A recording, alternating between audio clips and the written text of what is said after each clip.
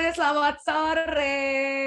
Wah ya, senang sekali akhirnya saya Tiara Sadikin bisa kembali lagi hadir untuk bisa menemani Anda semua dalam acara hari ketiga Bootcamp bersama dengan OCBC NISP dan juga KG Media. Tepuk tangan buat kita semua.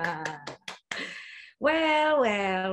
Hari ini kita spesial banget ya, karena kita sudah memasuki kelas ketiga. Jadi buat para jagoan lokal yang memang masih semangat, gimana sore-sorenya? Masih semangat nggak? Walaupun cuaca itu aman, dukung sekali alias hujan ya. Mudah-mudahan rezeki kita ke depannya juga akan semakin marema, kalau kata orang Sunda tuh, lebih meriah, lebih rame gitu ya. Dan makanya buat para jagoan lokal, kali ini saya spesial sekali juga karena live dari Surabaya. Tepuk tangan buat Surabaya. Ada mungkin rekan-rekan dari UMKM yang memang tinggal di Surabaya, komen di bawah dong. Dan buat para jagoan lokal, seperti yang sudah ya kemarin ini kan kita sempat mengikuti yang namanya kelas untuk yang pertama itu ada financial fit, yang kedua ada branding fit. Kemarin kan sama Pak Handoko tuh kita ngebahas gimana sih strategi untuk bisa memperkuat brand kita gitu kan. Mulai dari saran-saran beliau bagaimana cara untuk bisa mengganti packaging kita agar terlihat lebih menarik, terus bagaimana caranya untuk bisa membuat warna atau bahkan fontnya harus kita rubah gitu ya. Jadi banyak banget life hack yang memang harus Anda lakukan untuk bisa memperkuat brandnya Anda sendiri gitu kan. Dan untuk itu para jagoan lokal, para ibu-ibu dan juga bapak-bapak di rumah atau dimanapun Anda berada, pada kesempatan sore hari ini kita akan lebih membahas tentang strategi marketingnya. Wah, coba di sini silakan komen di bawah siapa yang selama ini strategi marketingnya masih door to door atau dari mulut ke mulut. Ayo siapa? Silakan. Atau di sini ada nggak sih yang nemuin kendala gitu atau kesulitan? Aduh Mbak, saya tuh udah marketingin di mana-mana. Mulai dari digital, you name it deh, mau Instagram, Facebook gitu ya. Atau bahkan misalnya Anda sudah misalnya melakukan promosi di misalnya beberapa koran-koran atau misalnya tabloid-tabloid online misalnya gitu, atau magazine online misalnya gitu. Tapi kok ternyata kurang impactful ya, kurang ada yang namanya peningkatan gitu, ketertarikan bagi para calon atau potensial klien kita. Nah, seperti apa sih gitu untuk marketing fit kali ini kita tuh sebetulnya strateginya harus ngapain nih?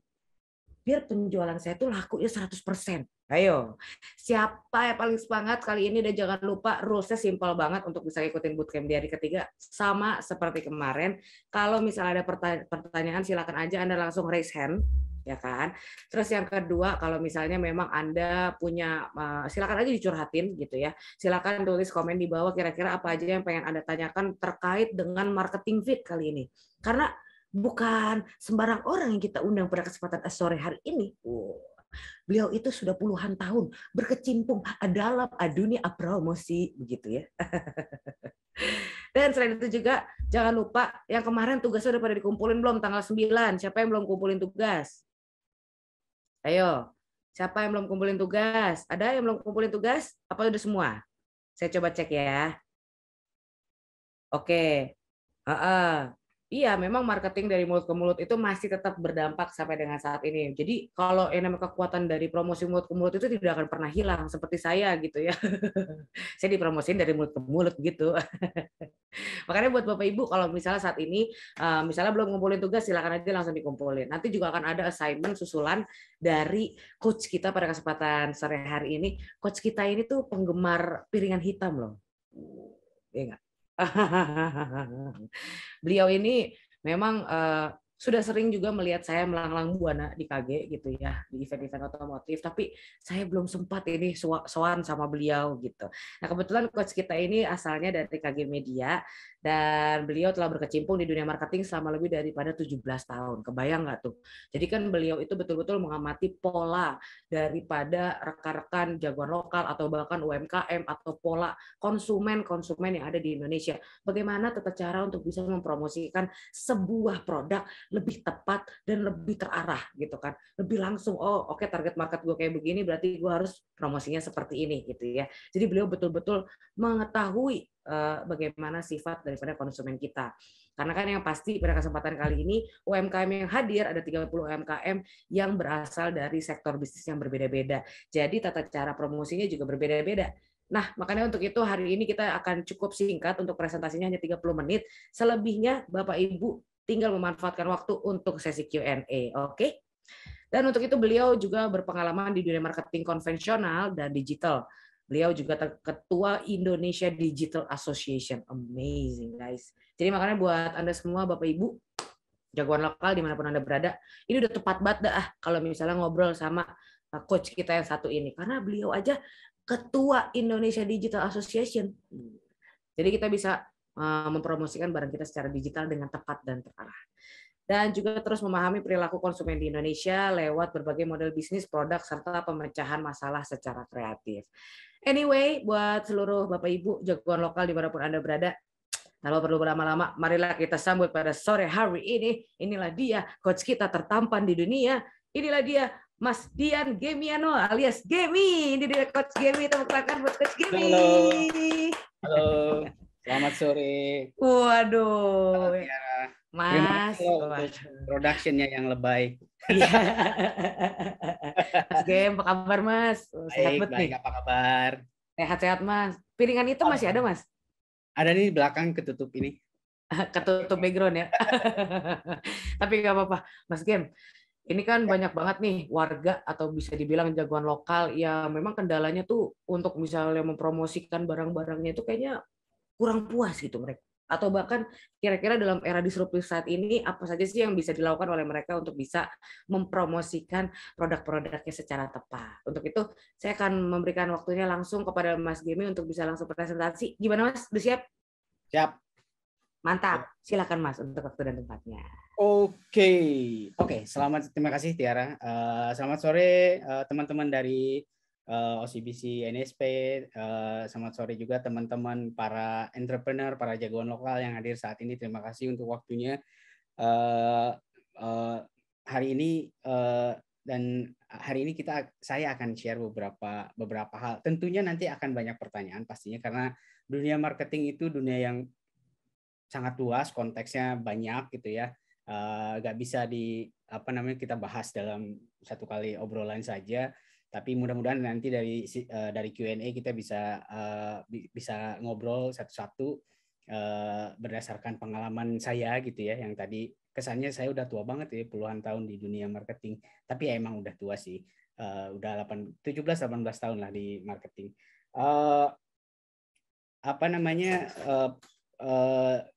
Di bahasan kali ini saya akan melanjutkan sebenarnya dari sesi yang sebelumnya yang tentang storytelling, tapi mungkin nanti akan lebih fokus ke satu dan dua hal, yaitu value proposition dan juga ada activation dan ada kegiatan marketing lain. Karena waktunya sempit, saya akan bahas lebih general. Untuk pertanyaan detail nanti silakan di Q&A gitu ya. Pasti akan ada pertanyaan detail dari bisnis teman-teman. Saya share screen dulu ya. Sebentar.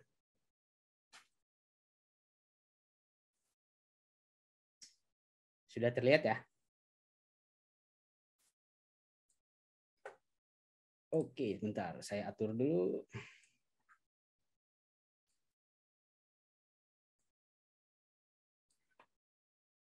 Oke, ini para jagoan lokal ada dari mana saja nih ya? Ngomong-ngomong. Tadi ada dari Surabaya, tadi kayaknya udah di absen tuh sama Tiara. Silahkan yang lain memperkenalkan daerah masing-masing di kolom komen biar saya tahu juga. Oke, marketing fit. Hari ini kita akan bahas value proposition dan action plan lah ya untuk menjalankan sebuah rencana marketing. Kenapa value proposition itu sangat penting nanti akan kita bahas.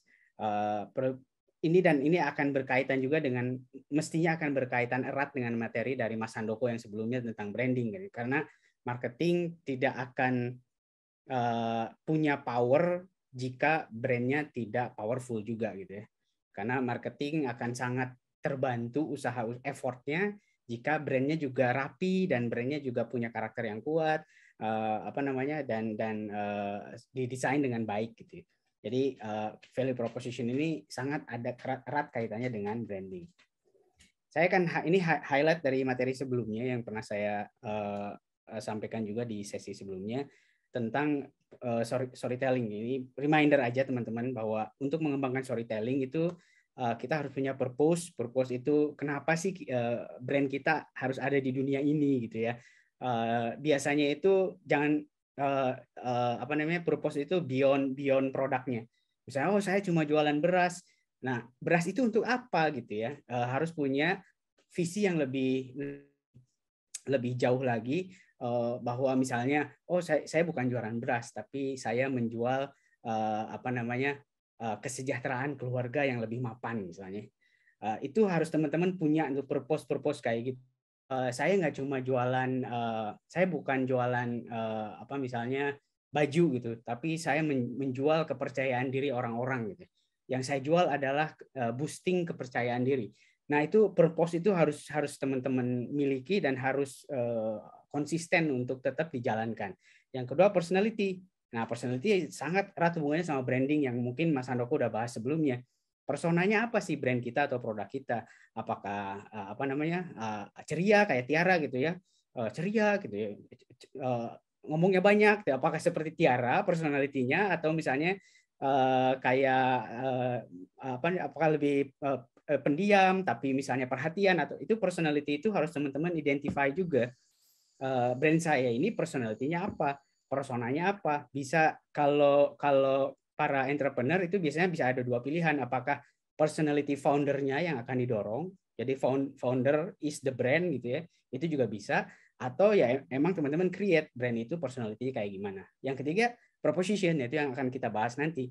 Value proposition itu adalah brand atau produk teman-teman itu solusi untuk problem yang mana sebenarnya. Barangnya bisa apa aja, tapi ini solusi untuk problem apa gitu ya. Jadi kita harus identifikasi masalahnya atau problemnya yang dihadapi target audiens kita sehari-hari, lalu elaborasi solusinya sehingga produk itu punya posisi yang penting di dalam benak target audiens kita, bahwa produk kita adalah solusi dari masalah yang saya hadapi sehari-hari, dan komunikasikan solusi itu. Nah, itulah inti dari marketing, mengkomunikasikan solusi-solusi yang dari brand yang teman-teman punya. Produk bisa macam-macam, tapi solusi apa yang kita solve dari produk tersebut. Nah, kita akan masuk ke value proposition. Untuk value proposition ini saya pakai value proposition canvas yang paling umum dan paling banyak dipakai oleh para entrepreneur, teman-teman di startup gitu ya. Ini dari Alex Osterwalder yang bikin.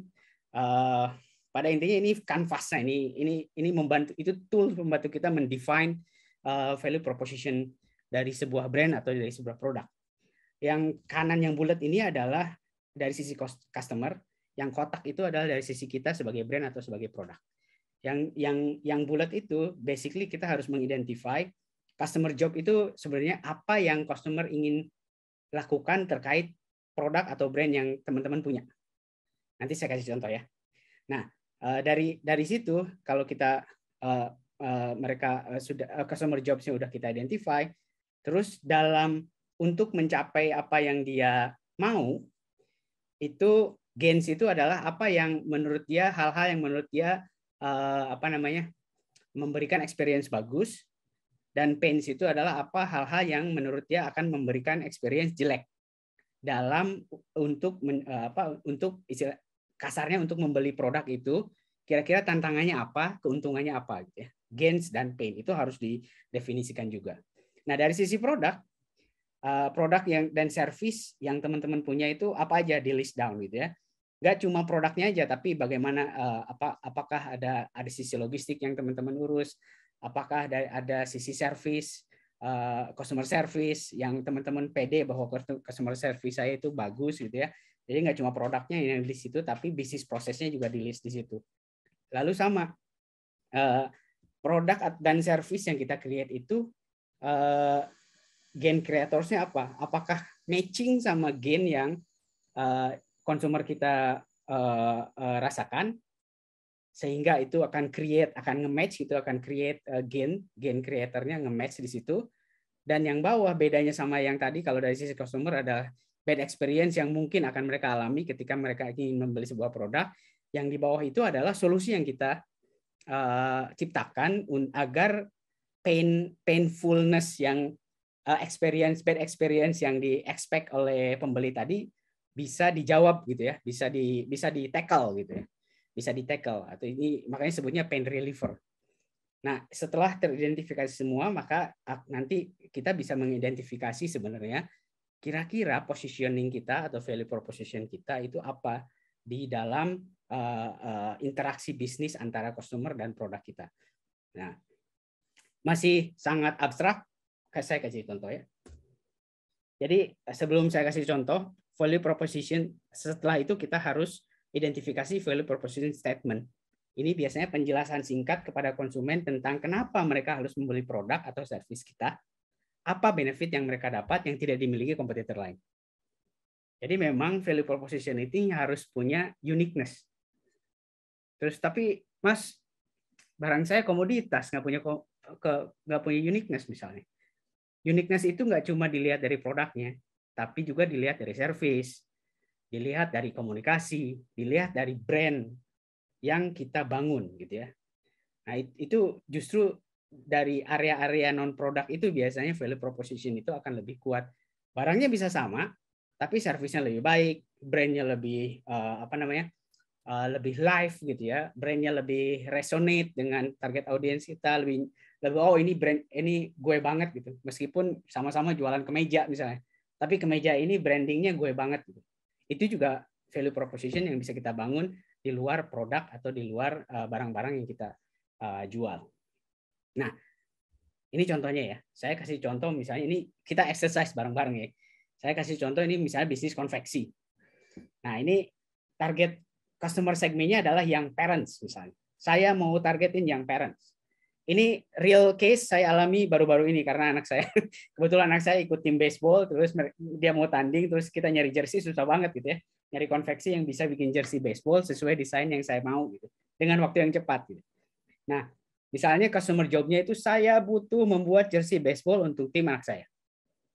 Gain-nya saya punya referensi desain yang bagus, menyenangkan kan. Cari-cari referensi desain itu kan menyenangkan ya, dari internet gitu ya.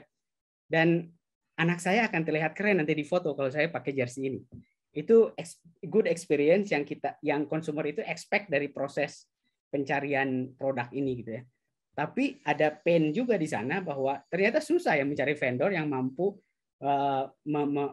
mengcustomize desain dan juga membuat baju jersey baseball yang memang spesifik gitu ya, harus ada potongan-potongan tertentu, lalu harus ada print-printan yang tertentu yang harus kita kejar gitu. Dan juga saya nggak punya waktu untuk mensupervisi. Itu adalah contoh dari customer jobs-nya apa, gain-nya apa, dan pain-nya apa.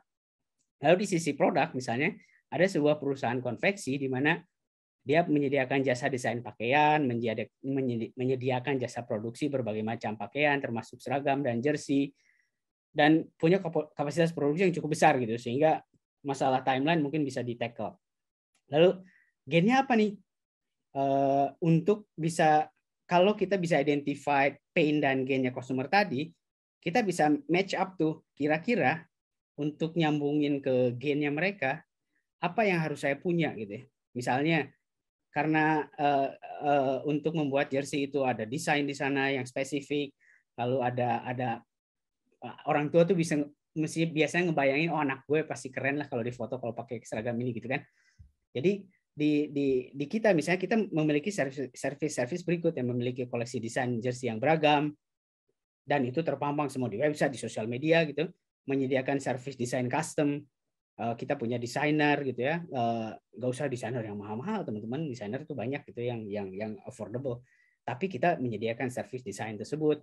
Lalu kita juga karena orang tua bayangannya adalah foto anaknya, kita juga menyediakan tuh di website, di sosial media foto-foto seragam atau jersey dengan model anak-anak kecil gitu ya, yang keren-keren, ada foto serius lah ya, ada foto session dan lain sebagainya.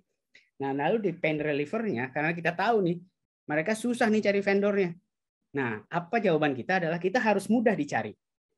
Mudah dicari itu di mana ya? Di internet. Di mana lagi orang sekarang nyari apa-apa di internet kan, di Google. Jadi penting sekali kita untuk mengerti SEO atau Search Engine Optimization. Mungkin ada di sesinya digital ya, di coach yang handle digital kemarin. Lalu harus ada di Google Map, itu wajib. Bagaimana caranya tempat bisnis kita itu ada di Google Map.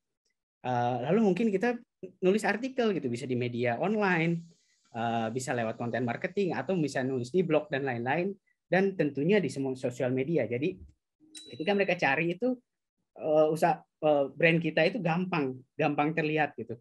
Karena kita tahu oh mereka susah nih cari vendor ini, makanya kita harus gampang dicari gitu. Yang kedua, memiliki beragam jalur komunikasi untuk membantu pengawasan. Karena kita tahu adalah pain-nya mereka adalah gue nggak punya waktu gitu untuk ngawasin, tapi gue tuh pengen produksinya bagus. Jadi apa yang bisa kita lakukan di masa pandemi ini apalagi, yaitu menjaga jalur komunikasi agar lebih gampang lewat WhatsApp gitu lah, lewat Instagram gitu, Instagram message, video call, itu sediain semuanya, apapun yang mereka mau, kapanpun mereka kontak biar ngelihat pengawasan produksi itu kita sediakan. Nah itu ini yang kita map dengan tools ini membantu kita nge-mapping, dan tentu saja yang bagian kotak ini bagian kita, belum tentu semuanya kita udah punya kan, belum tentu semuanya sudah kita punya. Artinya gimana caranya kita fulfill pain dan gain-nya customer itu, apakah kita harus menyediakan service baru, apakah kita harus menyediakan produk baru. Nah itu makanya mapping ini juga nggak cuma menemukan value proposition, tapi juga memberi ide kepada kita untuk pengembangan produk atau service yang kita punya. Karena kita tahu nih, ada bolongnya nih, customer butuhnya ini, gue belum punya gitu. Jadi kita harus punya gitu ya. Nah dari situ kita mulai memikirkan ya value proposition-nya apa dong kalau kasusnya kayak gini. Oke lah, saya udah punya semuanya, saya bisa menjawab semua kebutuhan customer segmen kita. Apa dong?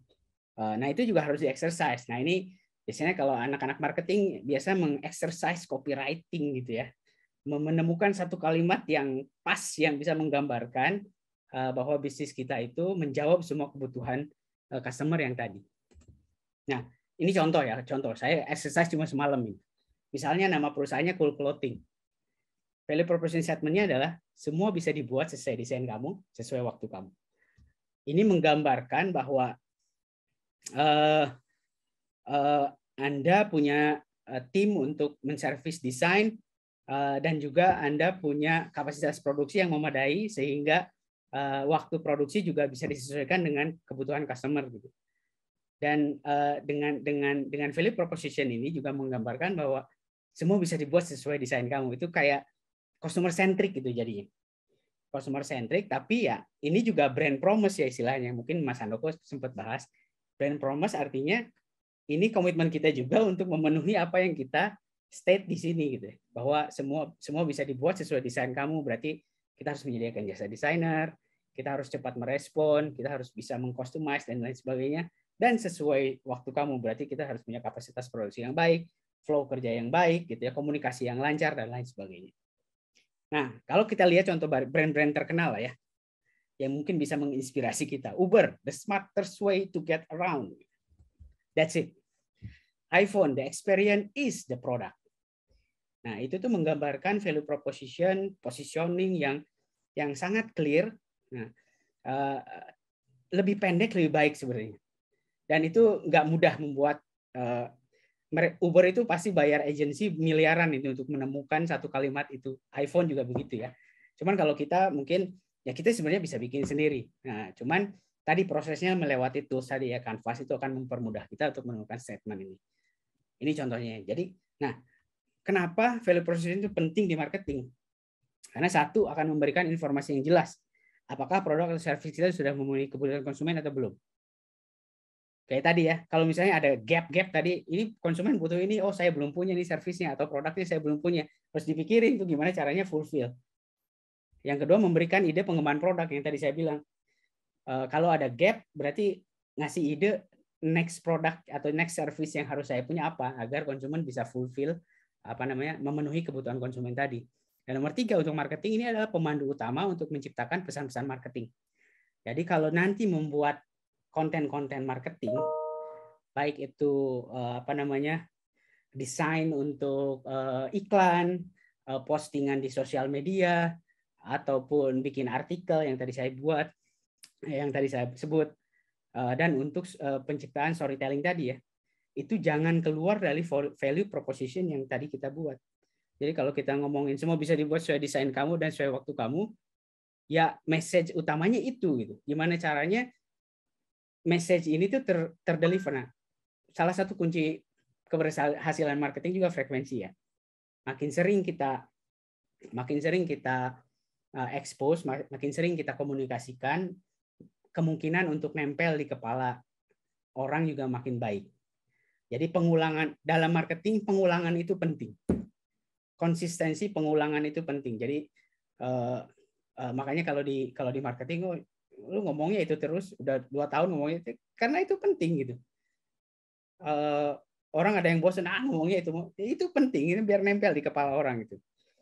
Jadi yang tadi pesan-pesan marketing harus mengacu ke value proposition statement yang kita buat tadi, dan itu adalah sebuah komitmen yang harus kita sepakati bersama, semua tim harus setuju dan semua tim harus kompak untuk mengkomunikasikan semua itu lewat effort marketingnya. Nah, kembali ke pengembangan brand story tadi ya. Kalau kita sudah mengerti value proposition statement, dan berikutnya gimana? Lalu gimana sih bikin brand story-nya gitu? Saya balik lagi ke 3 hal tadi ya. Purpose, personality, proposition tadi. Purpose-nya misalnya saya ada untuk membantu meningkatkan kepercayaan diri perusahaan saya ada untuk membantu meningkatkan kepercayaan diri konsumen melalui pakaian berkualitas tanpa repot. Personality-nya misalnya easy going, helpful, pendengar yang baik dan kreatif. Personality ini juga nggak ngasal ya disebut, oh saya orangnya pendiam gitu. Oh, personality-nya pendiam. Enggak.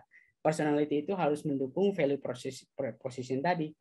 Karena kalau kita bilang semua bisa dibuat sesuai desain kamu, sesuai waktu kamu, berarti kita harus menjadi pendengar yang baik, kita harus kreatif, kita harus helpful gitu ya. Kita harus easy going gitu. Artinya ya mau nggak mau kapanpun konsumer ngontek ya kita harus respon gitu.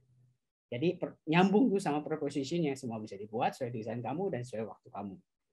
Nah, ini akan menjadi bahan untuk kita menciptakan brand story-nya. Brand story untuk kegiatan marketing.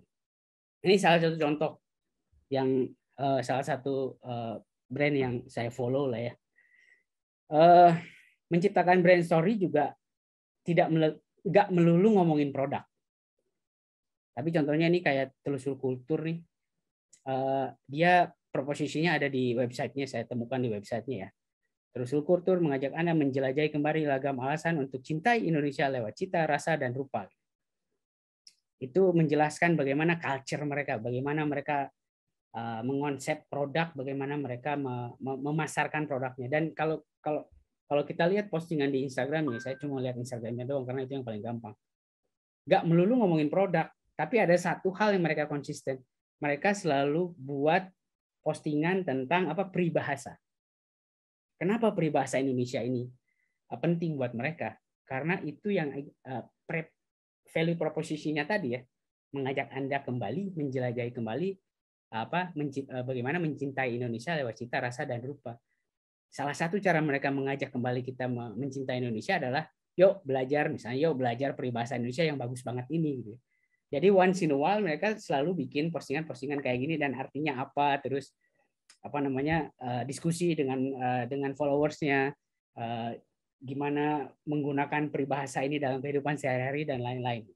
Nah, ini yang saya suka, bahwa membangun sebuah brand story tidak melulu harus tentang produknya, tapi kita bisa perluas brand kita ngomongin apa sih. Kalau kita ngomongin tadi tentang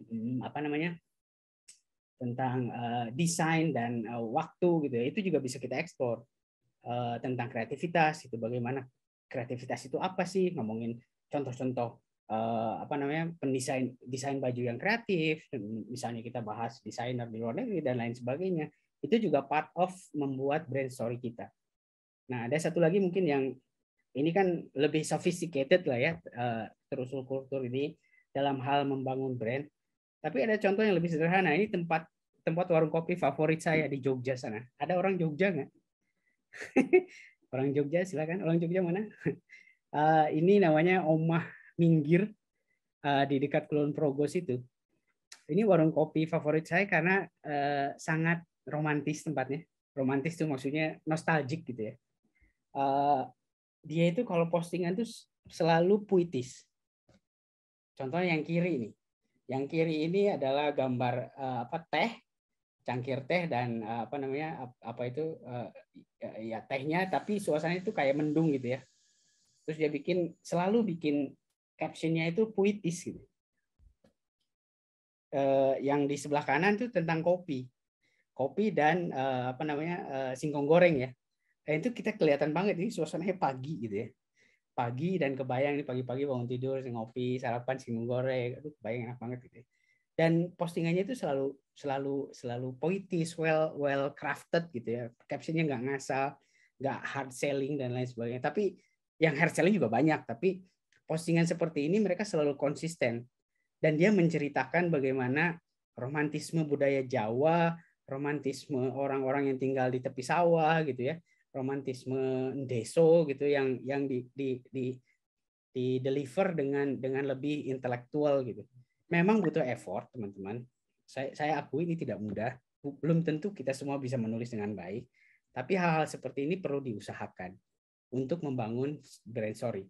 Nah dia juga jarang banget menceritakan, dia jarang ngomongin menu gitu, dia jarang ngomongin promosi dan lain sebagainya. Tapi postingan kayak gini bikin orang pada pengen datang jadinya.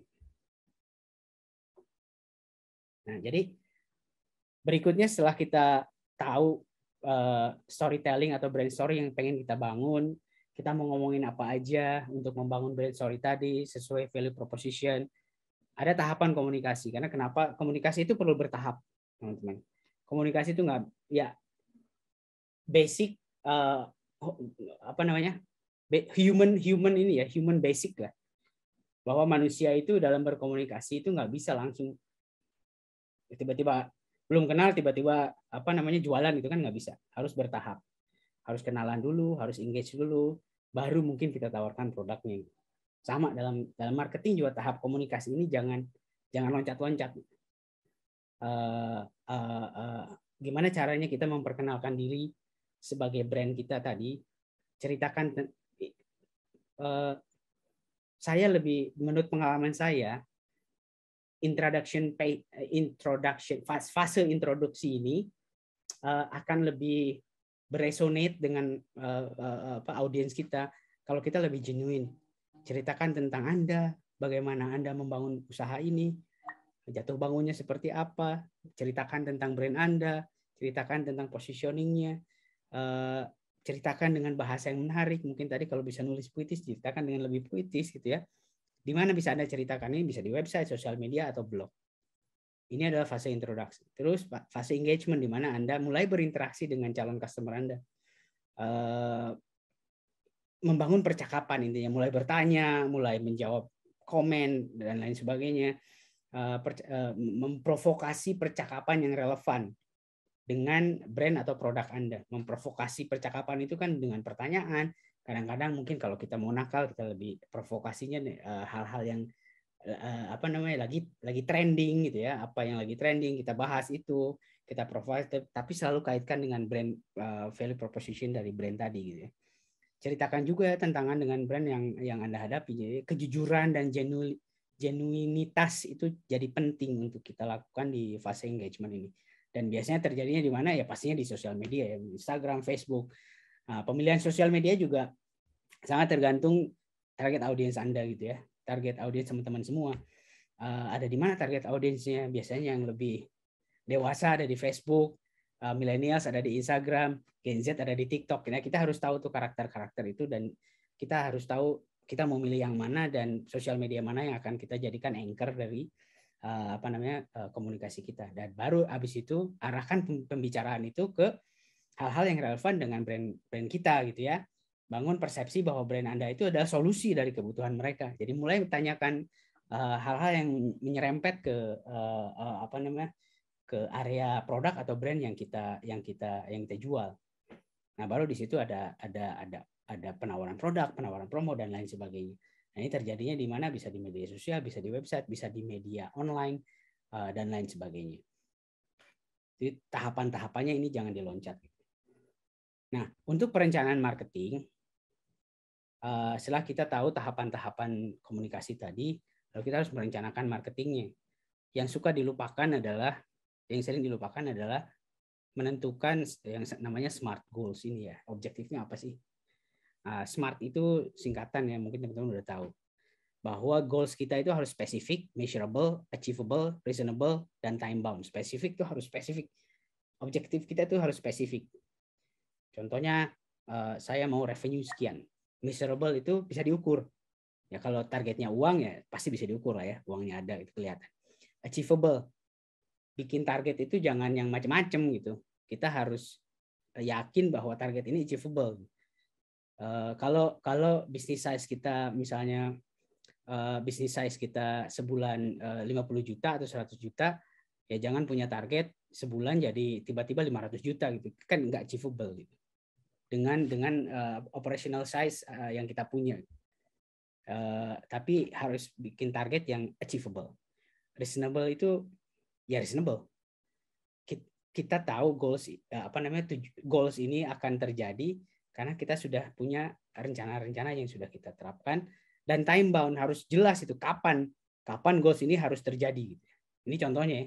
Misalnya dalam membuat perencanaan marketing itu objektifnya adalah meningkatkan pendapatan senilai 100 juta selama kuartal 1 tahun 2022.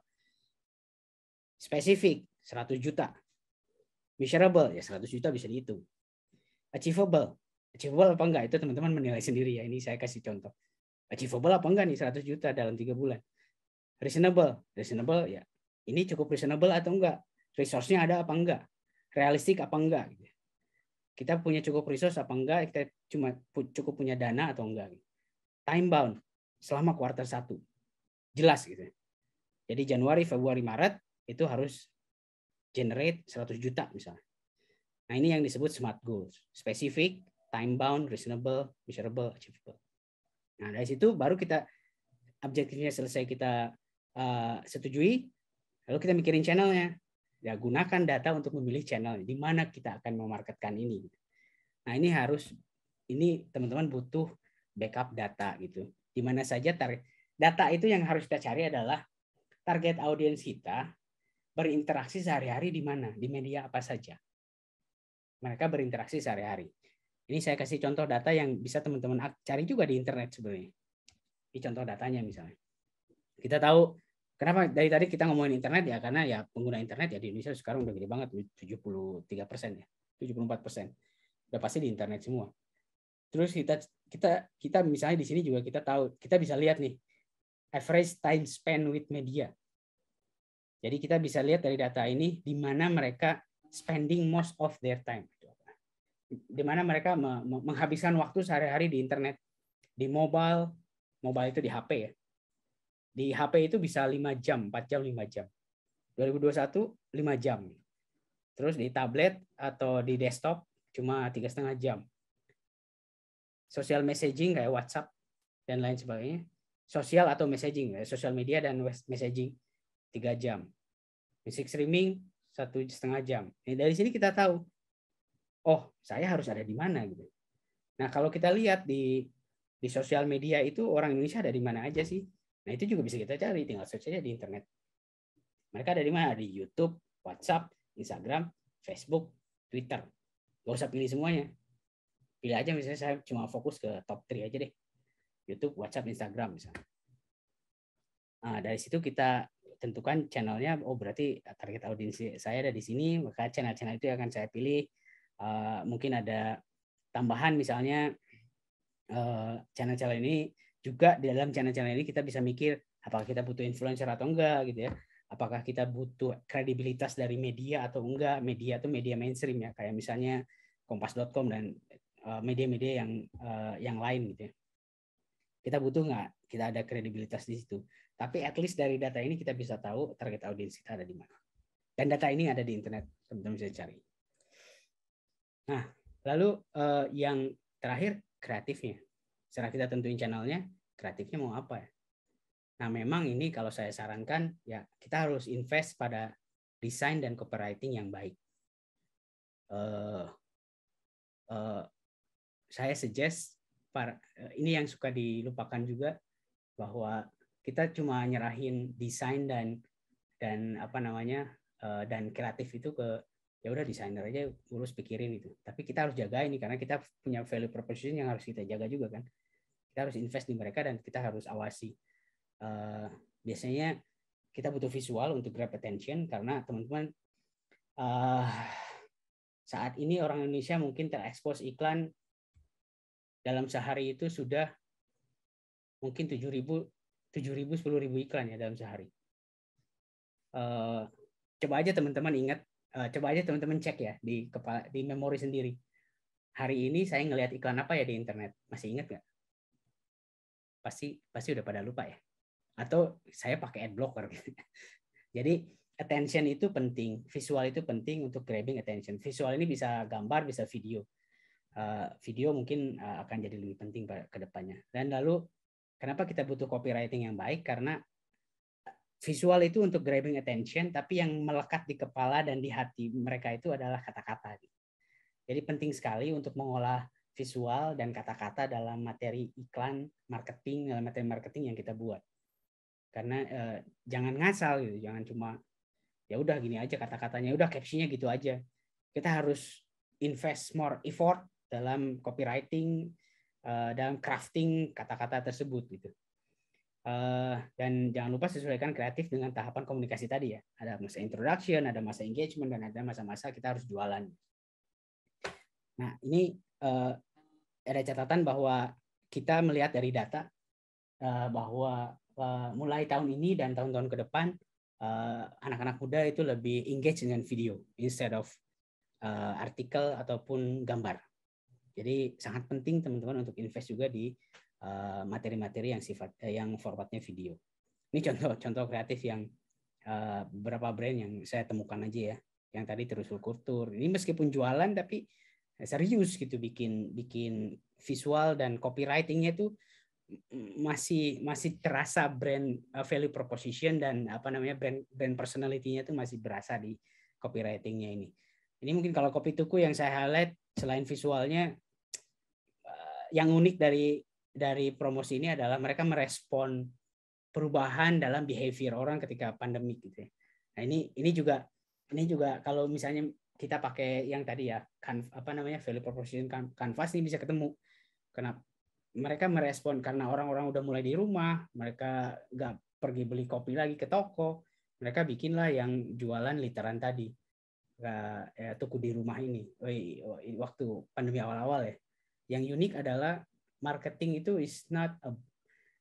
itu tidak hanya semata-mata promosi, tapi inovasi produk juga itu part of marketing.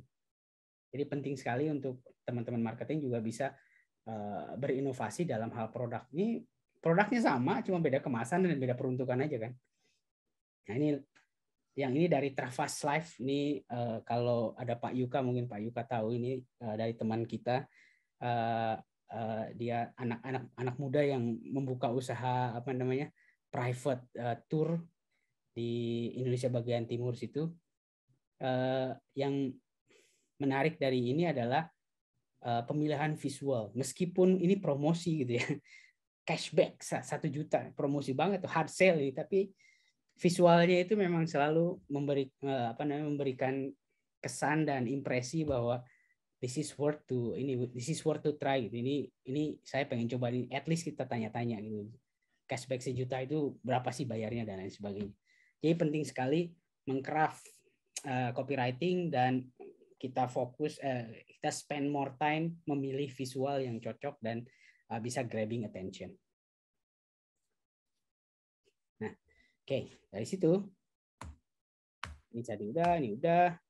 Kita masuk ke brand activation ya.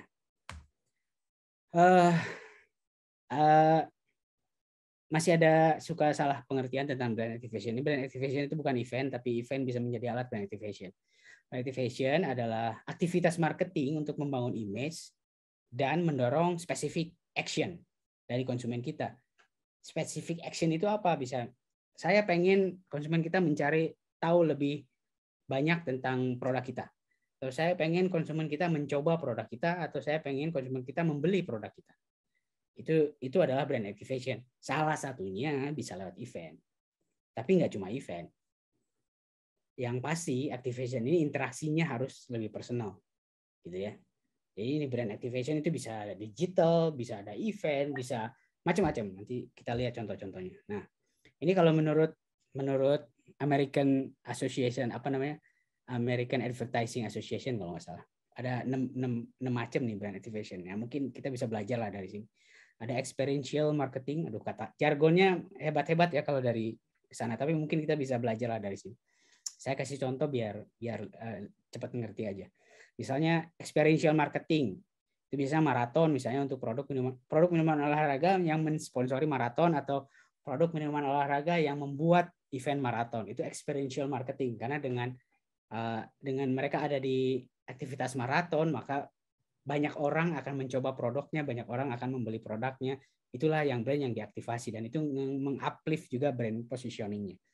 Content marketing, misalnya menulis artikel di media, membuat video di YouTube, menulis artikel di blog, itu usaha-usaha content marketing. Itu juga untuk menaikkan, mengkomunikasikan tentang brand kita. Promotion marketing itu sampling, ada kupon, ada diskon. Promotion marketing ini bisa disatuin juga dengan experiential marketing tadi gitu. Di mana di sebuah event ada 3 activity ini. Kalau ada influencer marketing, nah teman-teman pasti udah tahu lah ya influencer marketing. Ada paid partnership, ada barter product, ada co-creation dengan seniman. Nah, co-creation dengan seniman ini saya lihat, saya perhatikan dalam mungkin 3-4 tahun terakhir ini ya, lebih banyak brand-brand lokal yang melakukan ini dan sangat-sangat berhasil. Ya, salah satunya yang tadi ya, Telusur Kultur itu. Diajak seniman-seniman terkenal, co-creation, menciptakan produk bareng-bareng. Tentunya ada perjanjian bisnis di sana, tapi itu sangat-sangat doable. Dan itu akan mengakselerasi brand image produk kita gitu ya, dengan co-creation dengan seniman atau desainer atau apapun lah ya, dengan artis atau apa, dengan influencer dan lain-lain. Dan lalu ada afiliasi. Afiliasi itu kalau misalnya kita ngasih biasanya spesifik kode diskon sama influencer gitu, terus mereka akan mendapat fee kalau mereka bisa menjual produk kita lewat kode diskon tersebut, dan itu bisa di-track. Itu biasanya itu afiliasi itu namanya. Lalu ada relationship marketing. Nah, ini lebih ke CRM. Kita ngasih diskon di hari ulang tahun, ada free product untuk pembelian ke-10. Ini biasanya ya misalnya tempat cuci mobil lah ya, yang paling umum. Kalau udah 10 kali gratis nyuci gitu. Nah, itu relationship marketing gitu. Atau eksklusif pre-order untuk misalnya produk-produk yang sebelum launch, beberapa konsumen kita yang loyal tuh dikasih kesempatan untuk pre-order, sehingga sebelum launch mereka udah punya produknya gitu. Nah, itu relationship marketing juga yang bisa kita lakukan untuk memberikan kesan eksklusif dan meningkatkan loyalitas dari konsumen kita. Yang terakhir, commerce marketing ini tentunya yang berkaitan dengan terutama e-commerce ya.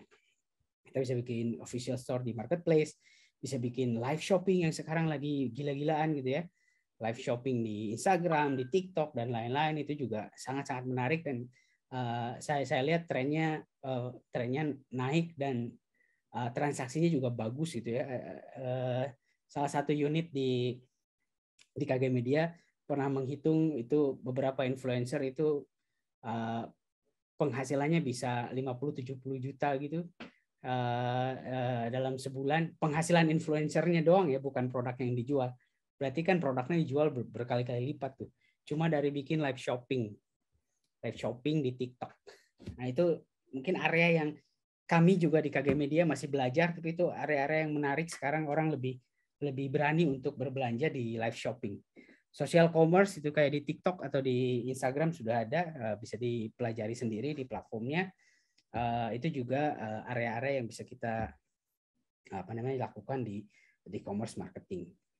Nggak perlu bikin e-commerce-nya teman-teman, itu kita pakai platform yang ada aja. Nah, yang berikutnya adalah tentang measurement. Ini terlihat complicated, tapi saya coba jelaskan pelan-pelan. Kalau di digital mungkin ini udah dijelaskan juga ya, coach digital. Kalau di dunia digital itu semuanya bisa diukur. Jadi pertama mungkin ini biar kita mengerti aja mengukurnya apa aja sih yang diukur kalau kita ke campaign digital. Yang paling basic itu impression. Impression itu berapa kali konten kita dilihat. Berapa kali konten kita dilihat oleh orang. Dan lalu habis itu masuk ke klik, berapa kali konten itu diklik. Nah, rasio dari klik ke impression ini yang disebut CTR atau click through ratio. Jadi rasio dari klik dibagi impression itu berapa persen itu CTR. CTR ini biasanya jadi patokan untuk mengukur performance dari sebuah iklan. Itu bisa dilihat dari kita bisa CTR itu bisa jadi patokan kreatifnya bagus apa enggak sih sehingga orang mau ngeklik. Kalau CTR-nya jelek berarti either kreatifnya bagus atau penempatan media kita yang salah. Lalu dari klik itu masuk ke session itu karena belum tentu orang yang klik juga masuk ke aset yang kita mau, bisa sosial media, bisa website, ya. Berapa session yang dihasilkan dari klik itu juga ada conversion rate-nya tuh. Tidak semua klik itu jadi session karena ada bounce rate, ada orang yang nggak jadi masuk, dan sehingga ada conversion rate di sini.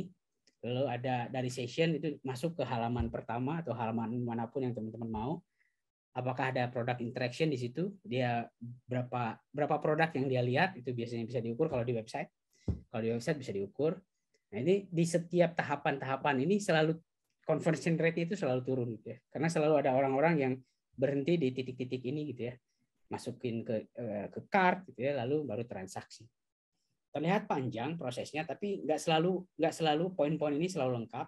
Kita bisa aja dari klik bisa langsung ke transaction. Misalnya kalau jualan di sosial media ya, berapa orang ngeklik, berapa orang yang beli, itu bisa juga. Namun bisa juga dihitung untuk kebutuhan pengukuran marketing kita, impression to transaction rate-nya berapa gitu. Itu juga kadang-kadang penting untuk dilakukan. Lalu dari klik ke transaction rate-nya berapa.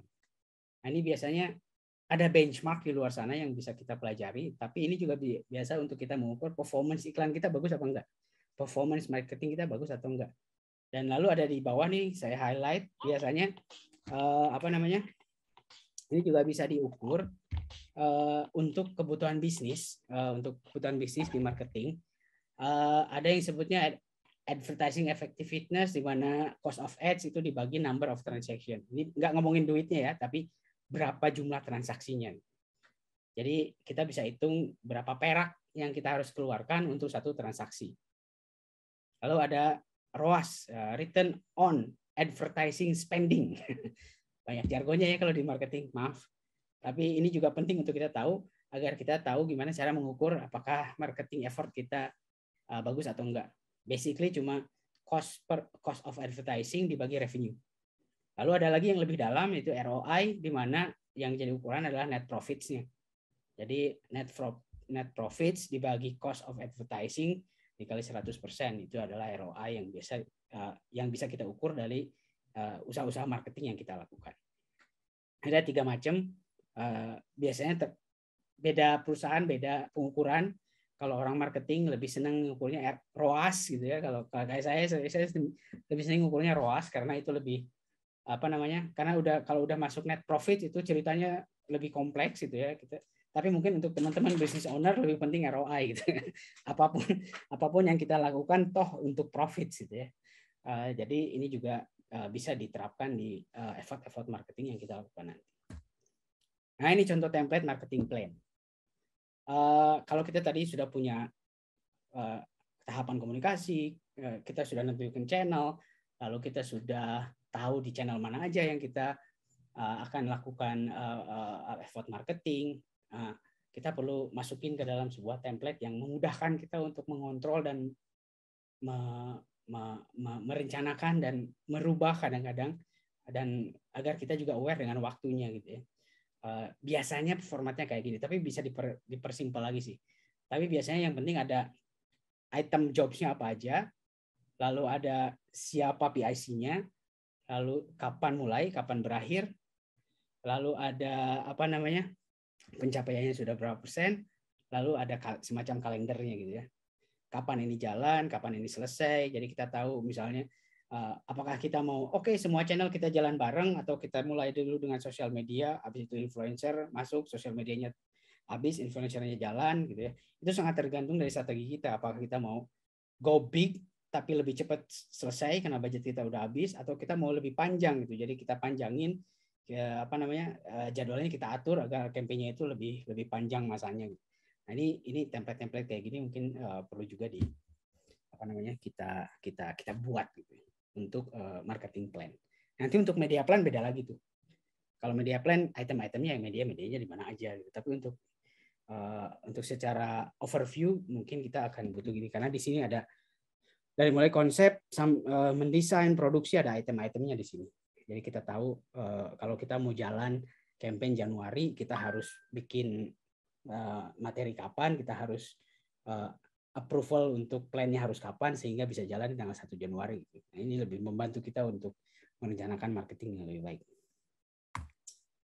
Sudah teman-teman, itu materi-materinya. Semoga banyak pertanyaan. Saya lihat udah banyak yang raise hand. Mudah-mudahan saya bisa jawab. Saya juga nggak yakin saya bisa jawab. Mudah-mudahan saya bisa jawab.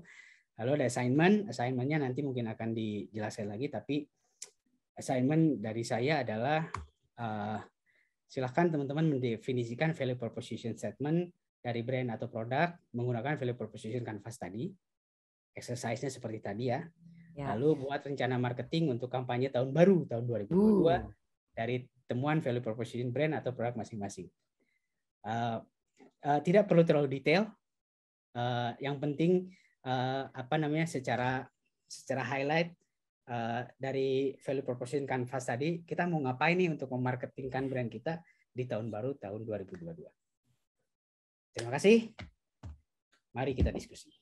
Woi, tepuk tangan sekali lagi buat Mas Gemi. Wah. Mantap bener sore-sore ya kan, dengan menggunakan bahasa marketing ya. Apa aus? Percaya Mas, saya aja minum kopi nih sampai habis kopinya. Anyway, buat Bapak Ibu yang jagoan lokal, ini udah banyak banget penanyanya, bener nih. Saya yakin banget 100% bahwa di sini tuh banyak banget Mas yang pengen bertanya tentang strategi marketing, karena kan mungkin sudah ada yang menjalankan strategi marketing. Timeline-nya misalnya ada yang 6 bulan, ada yang 1 tahun gitu kan. Tapi ternyata hasil daripada strategi marketing tersebut mungkin dirasanya masih belum maksimal gitu kan Mas. Nah makanya di sini sudah ada 3 penanya yang memang dipilih oleh redaksi KG Media dan juga dipilih oleh rekan-rekan OCBC NISP. Untuk itu buat rekan-rekan yang memang terpilih diharapkan untuk mengaktifkan videonya. Dan bagi rekan-rekan yang memang sedang mengikuti acara hari ini, ayo dong videonya diaktifin. Ini heran banget sore-sore. Coba nih ya, dari Pak Lalu Torik tuh belum aktif, Pak Jemi Saparo belum aktif videonya, Bu Eki Mita belum aktif juga. Nah ini rekan-rekan silakan aja langsung aktifkan videonya, karena yang pasti nanti di akhir acara kita akan foto bersama nih Mas. Begitu. Baik. Untuk itu buat teman-teman, untuk penanya yang pertama ya, kita akan langsung saja ke Mbak Siskawati Bawang Kribo. Wah, halo Mbak Siskawati Bawang Kribo. Halo, selamat sore. Boleh di-unmute dulu, silakan.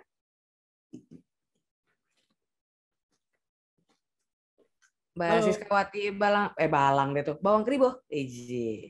Bawang Kribo. Bawang Kribo ya. Bawang Kribo itu produknya ya, Mbak? Iya. Mbak Siskawati Bawang Kribo ini dia memang produknya lumayan unik ya. Namanya tuh Bawang Kribo. Bawang Kribo. Asli. Mbak Siska boleh diaktifin dulu untuk di-unmute dulu suaranya.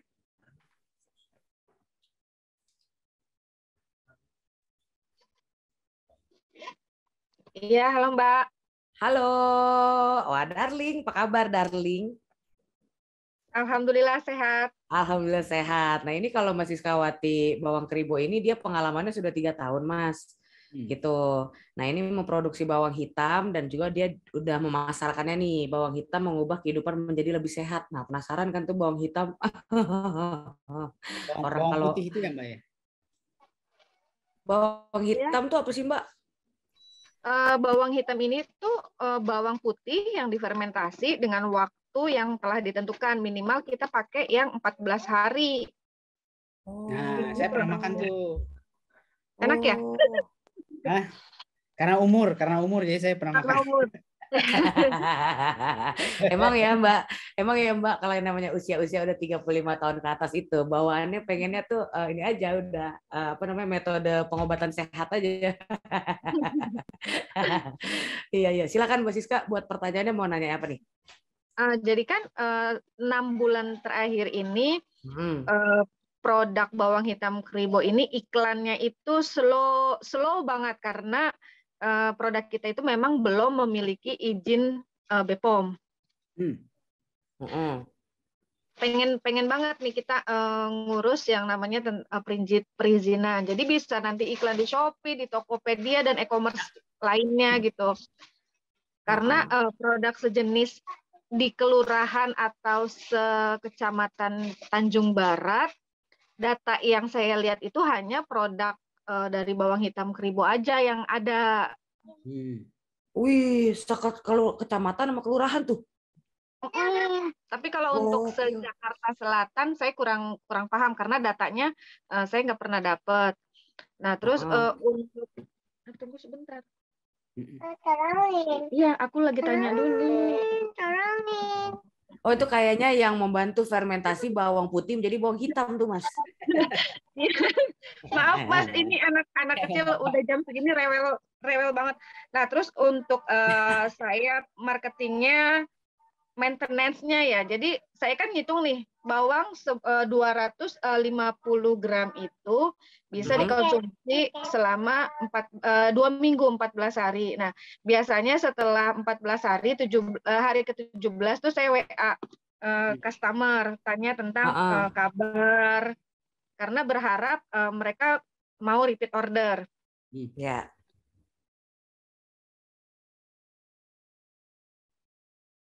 Kemute, Pak. Apakah pertanyaannya itu aja, Mbak Siskawati? Atau itu bapaknya sekarang yang rese ya? Tadi anaknya ya kan gangguin. Bentar, Mbak, anaknya jatuh. Ya Allah, Mbak, ada aja ini anaknya jatuh. Kemarin tetangga saya sapinya masuk rumah. Iya, nah untuk itu nih sambil menunggu Mbak Siskawati anaknya pakai jatuh lagi ya kan. Kita akan langsung nanti sebelum jawab Mas untuk pertanyaan Mbak Siskawati karena lagi ngurusin anaknya, bapaknya mungkin jatuh juga ya gitu. kita ke penanya berikutnya dulu nih, ya kan? Kita penanya berikutnya itu Mas, oh udah balik nih Mbak Siskawati. Gimana Mbak? Apakah jatuhnya aman? Aman, Mbak. Aman. Oh, aman. Jatuh dari mana, Mbak? Jatuh dari mana? Tadi kan ada makan jelinya keinjek. Oh, pecah banget ini. Saya baru tahu ada orang jatuh gara-gara jelinya keinjek. Nah, Mas, kan lanjut ya. Biar yang lain kenapa. Jadi kan produk saya ini belum memiliki izin. Nah, kalau untuk marketing yang baiknya nih, selain dari mulut ke mulut itu gimana sih, Mas? Apa saya tetap untuk upload di Instagram atau di sosial media dulu baru ke e-commerce lain gitu? Tapi diurusin nggak, Pak, itu perizinannya? Kalau untuk deket-deket waktu ini sih belum, karena kan persyaratan utamanya itu adalah ruang produksi dengan rumah utama itu harus terpisah. Terpisah, ya. Oh. Betul. Oh, gitu ya Mas ya ternyata Mas. Masih terpisah ya Mas. Iya betul. Nah, dan jadi memang sekarang bentar Mas, satu lagi. Dan boleh, sekarang kan boleh. kita ngejualnya tanpa stiker. Jadi kalau misalnya pakai stiker ini kan harus memang sudah berizin. Jadi sekarang kita jual non stiker karena untuk kalangan keluarga gitu jatuhnya. Ya. Oh. Jadi skupnya lebih sempit ya Mas ya kalau nggak pakai stiker ya. Jadi untuk promosinya juga jadi lebih sulit ya Mas. Nah, kira-kira jawabannya Mas mohon dibantu nih Mbak Siskawati, mudah-mudahan bawang hitamnya jangan cuma kelurahan sama kecamatan, provinsi. Amin. Ini ya, gitu. Mbak Siska memposisikan produk ini memang sebagai apa ya? Sebagai obat gitu atau sebagai makanan aja? Nah, sebenarnya kan kemarin aku udah ngajuin ke BPOM karena di stiker ini tuh tertulis cara konsumsi, jatuhnya jadi obat. Ya, betul. Jadi memang BPOM sekarang tuh lagi gencar-gencarnya mengawasi platform-platform global, itu sosial media, di Google dan lain sebagainya. Karena itu platform-platform yang sebenarnya mereka kurang awasi gitu ya. Tapi mereka sudah, ya saya ada ketemu berapa kali lah sama mereka minta tolong juga ke asosiasi kemana-mana untuk bagaimana caranya mengawasi ini. Karena memang kalau belum ada perizinan jadi sangat terbatas sekali, bisa di take down lah, bisa diturunin. Tapi ya sebenarnya ada dua hal ya. Satu, tanggung jawab kita sendiri terhadap terhadap produk kita sendiri, karena penting juga itu untuk membangun brand bahwa kita membuat produk itu kita kredibel dan bertanggung jawab gitu. Kalau memang diposisikan sebagai obat, ya sayangnya peraturannya akan lebih banyak. Tapi kalau misalnya diposisikan sebagai makanan, mungkin akan peraturannya akan lain. Nah, kalau misalnya saat-saat sekarang mungkin beberapa itu tadi sudah benar sih sebenarnya. Itu udah menjalin hubungan di WhatsApp gitu ya, mengingatkan bahwa ini seharusnya udah habis.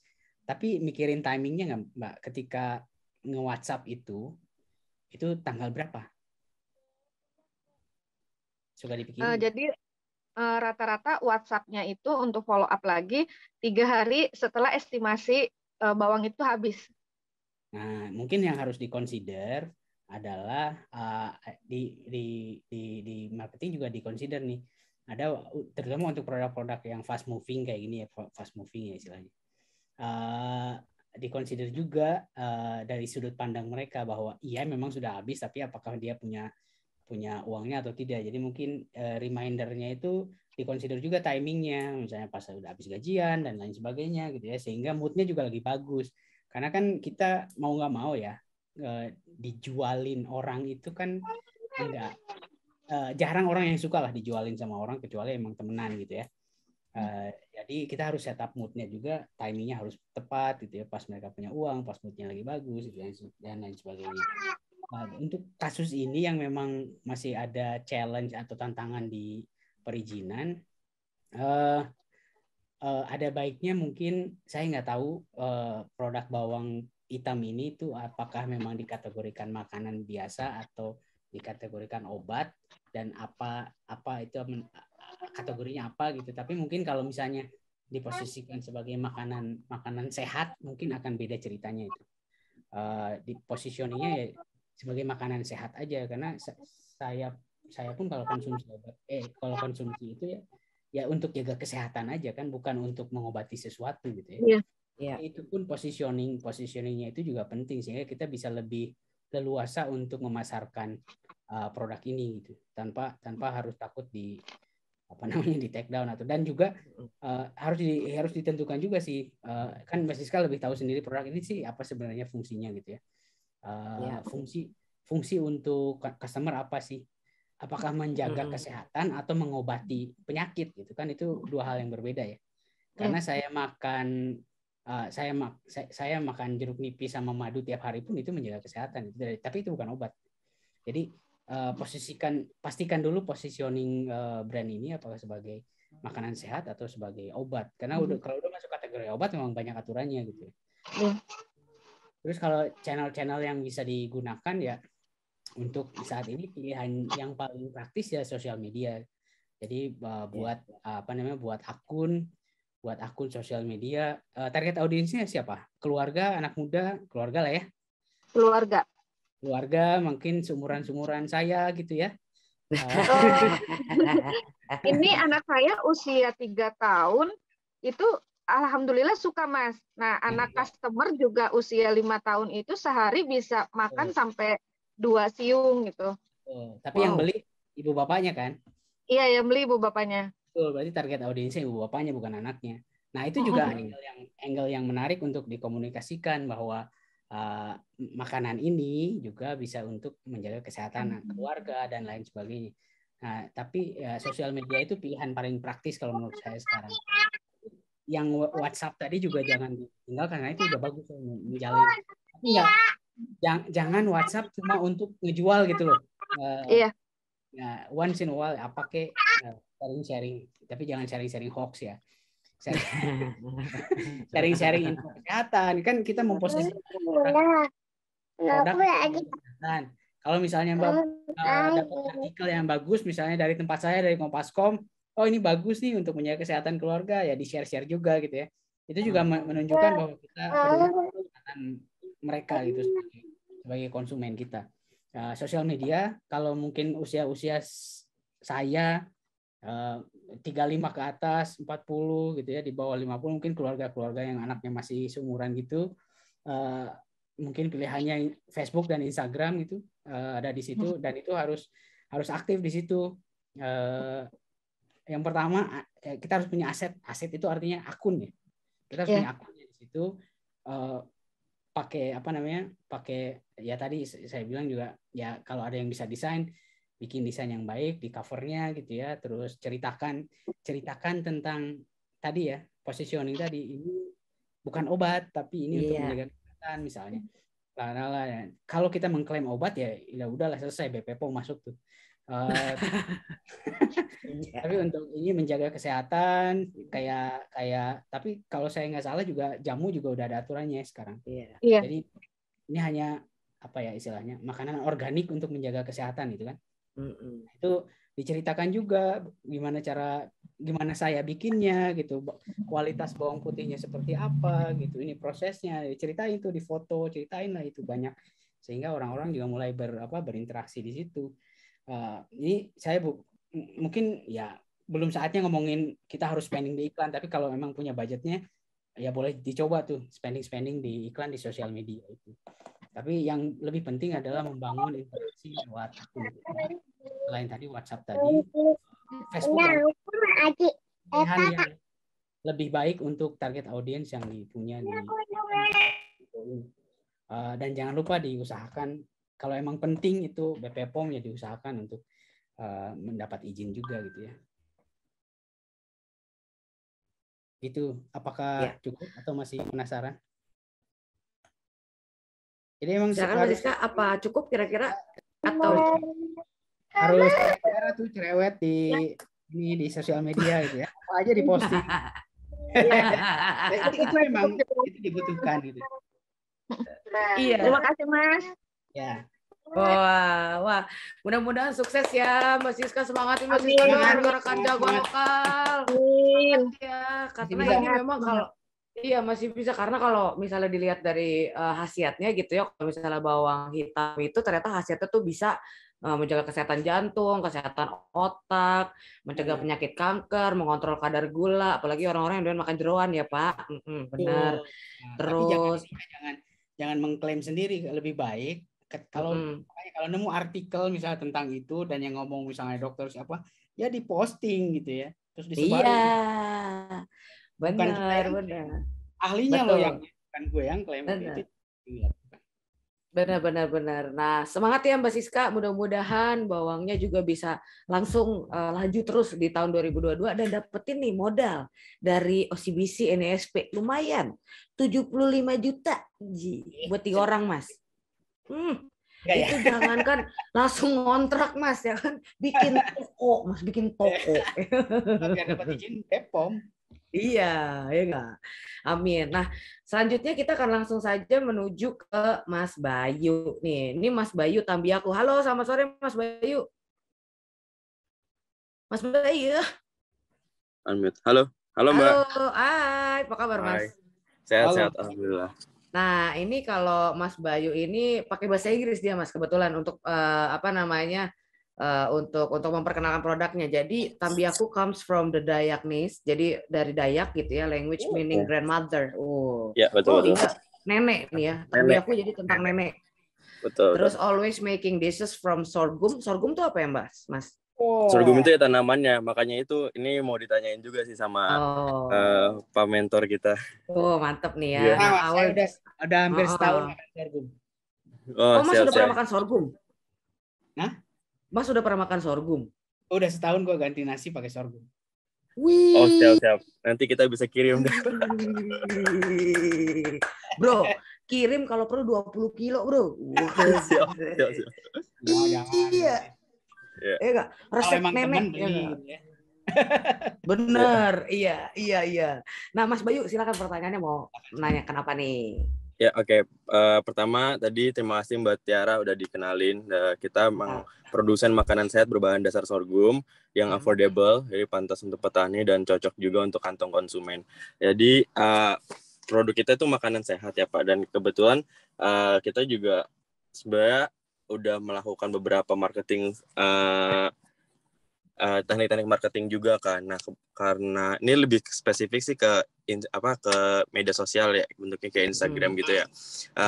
Kita namanya sorghum ini kan perlu banget ya marketing edukasi ya. Jadi kayak harus effort lebih lagi kan untuk marketingnya. Karena data dari kita sendiri, kita lakuin A/B testing itu masih 96% tuh masih nggak tahu sama sorghum. Sorghum itu apa ya? Kayak Mbak Tiara tadi aja nggak tahu sorghum itu apa kan.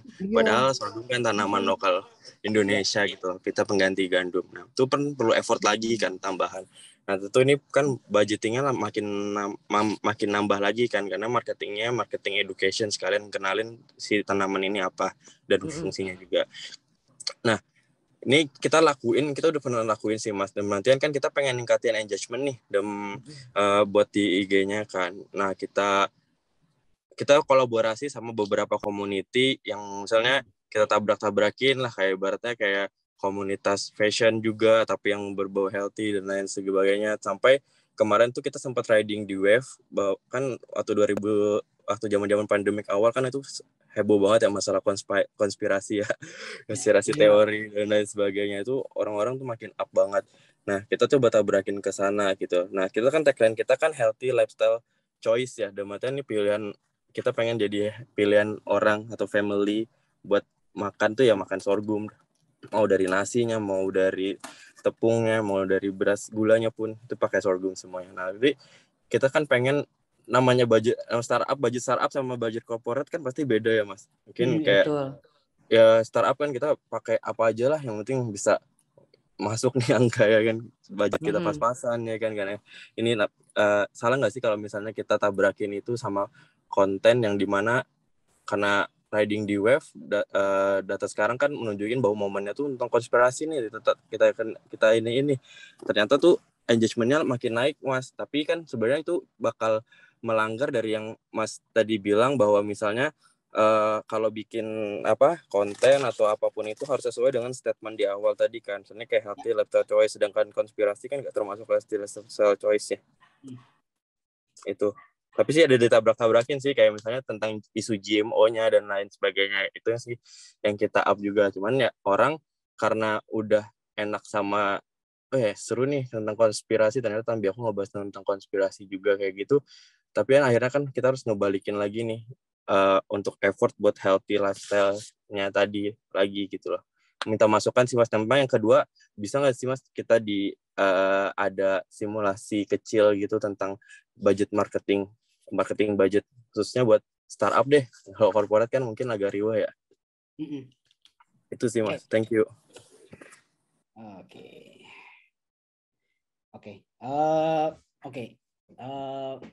Kabar baiknya adalah sekarang itu kita melihat ada global wave ya untuk conscious living istilahnya. Conscious living. Jadi dengan bergantinya generasi dari milenial ke Gen Z, kita melihat ada global wave untuk conscious living. Artinya orang lebih peduli dengan lingkungan, orang lebih peduli dengan makanan sehat, orang lebih peduli dengan makanan organik, orang lebih peduli dengan carbon footprint gitu ya. Dan itu adalah global wave yang juga masuk ke Indonesia. Itu kabar baiknya. Kabar baiknya untuk bisnis-bisnis kayak Mas Bayu ini, bahwa bisnis ini akan bertumbuh. Kita kalau ya karena saya terpaksa harus ngikutin G20. Di G20 malahan ada bahasan khusus tentang green economy gitu ya, di mana di situ ada energi-energi terbarukan ya. Salah satunya itu ya conscious living dan makanan sehat ini. Jadi menurut saya industri ini akan jadi menarik gitu. Namun memang challenge-nya adalah di Indonesia itu kan isu-isu ini biasanya isu-isu seperti ini Indonesia akan lebih telat gitu ya. Isu-isu ini dan lebih telat dan benar sekali butuh edukasi. Nah, pertanyaan pertama, apakah boleh nggak riding the wave sama topik-topik yang di luar area makanan sehat dan lain sebagainya? Boleh, tapi kita harus selalu menemukan angle yang relevan dengan brand kita. Kalau ngomongin konspirasi teorinya apa kemarin? Kalau ngomongin I don't know, apa tuh contohnya? Misalnya, Mas Bayu.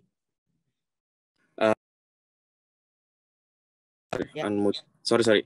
Oke, jadi kemarin kan kita bikin tuh konten kayak tentang GMO, kayak misalnya kayak pabrik-pabrik jagung, corn, atau enggak kita pengen ini sih jadi ngeri banget ya karena ngelawan produk aman yang saat ini kan, misalnya kayak gandum kan. Gandum itu kita bilang bahwa gandum itu glutennya tinggi, dan gandum itu sih pemerintah tuh impor gandum tuh ke Indonesia hampir 1,8 juta ton. Bahkan ya kita sih menguak kayak gitulah isu-isu kayak gitu, bahwa misalnya kita nih punya sorghum loh, kenapa nggak pakai sorghum, kenapa harus gandum yang import, sedangkan gandum sendiri nggak bisa ditanam di Indonesia. Dan itu kan masalah politik again masalah politik. Nah, kita sih nabrak-nabrakin ke situ, dan orang tuh karena marketnya banyak ya, waktu pas karena bangun Tambiaku ini kan kita bangun brand di 2020 lah Mas, yang awal-awal pandemik banget ya. Jadi kayak orang tuh concern sama kayak konspirasi teori banget sih sebenarnya, kayak yang Freemason kayak gitu-gitu kan. Jadi gitu. Oke. Pertama gini. Satu, target audiensnya siapa? Pasti family kan ya. Betul. Karena ini menjaga kesehatan, pasti yang family lah at least. Yang family, millennials family gitu, yang masih anaknya masih baby, yang masih toddler dan lain sebagainya. Yeah. Pertama, untuk mengerti sorghum aja tadi Mas Bayu bilang udah susah ya. Betul. Diajak ngomongin konspirasi teori yang hubungan sama politik, itu nggak salah. Itu saya ngerti di komunitas ini, di komunitas health conscious ini ada polaritas gitu, yang satu yang lebih santai, yang satu lagi lebih hardcore kayak tadi ya, ngebahas politik, ngebahas ekonomi, ngebahas kebusukan kapitalisme dengan farming dan lain sebagainya. Tapi menurut saya untuk brand-brand yang baru yang harus tumbuh dulu nih, sebelum kita ngomongin hal-hal yang sifatnya makro, kita kan harus tumbuh dulu sebagai bisnis. Istilahnya gimana caranya kita bisa ngenalin dulu produk kita dengan lebih baik. Jadi menurut saya fokus ke hal-hal yang mengedukasi sorghumnya itu sendiri, produknya itu sendiri.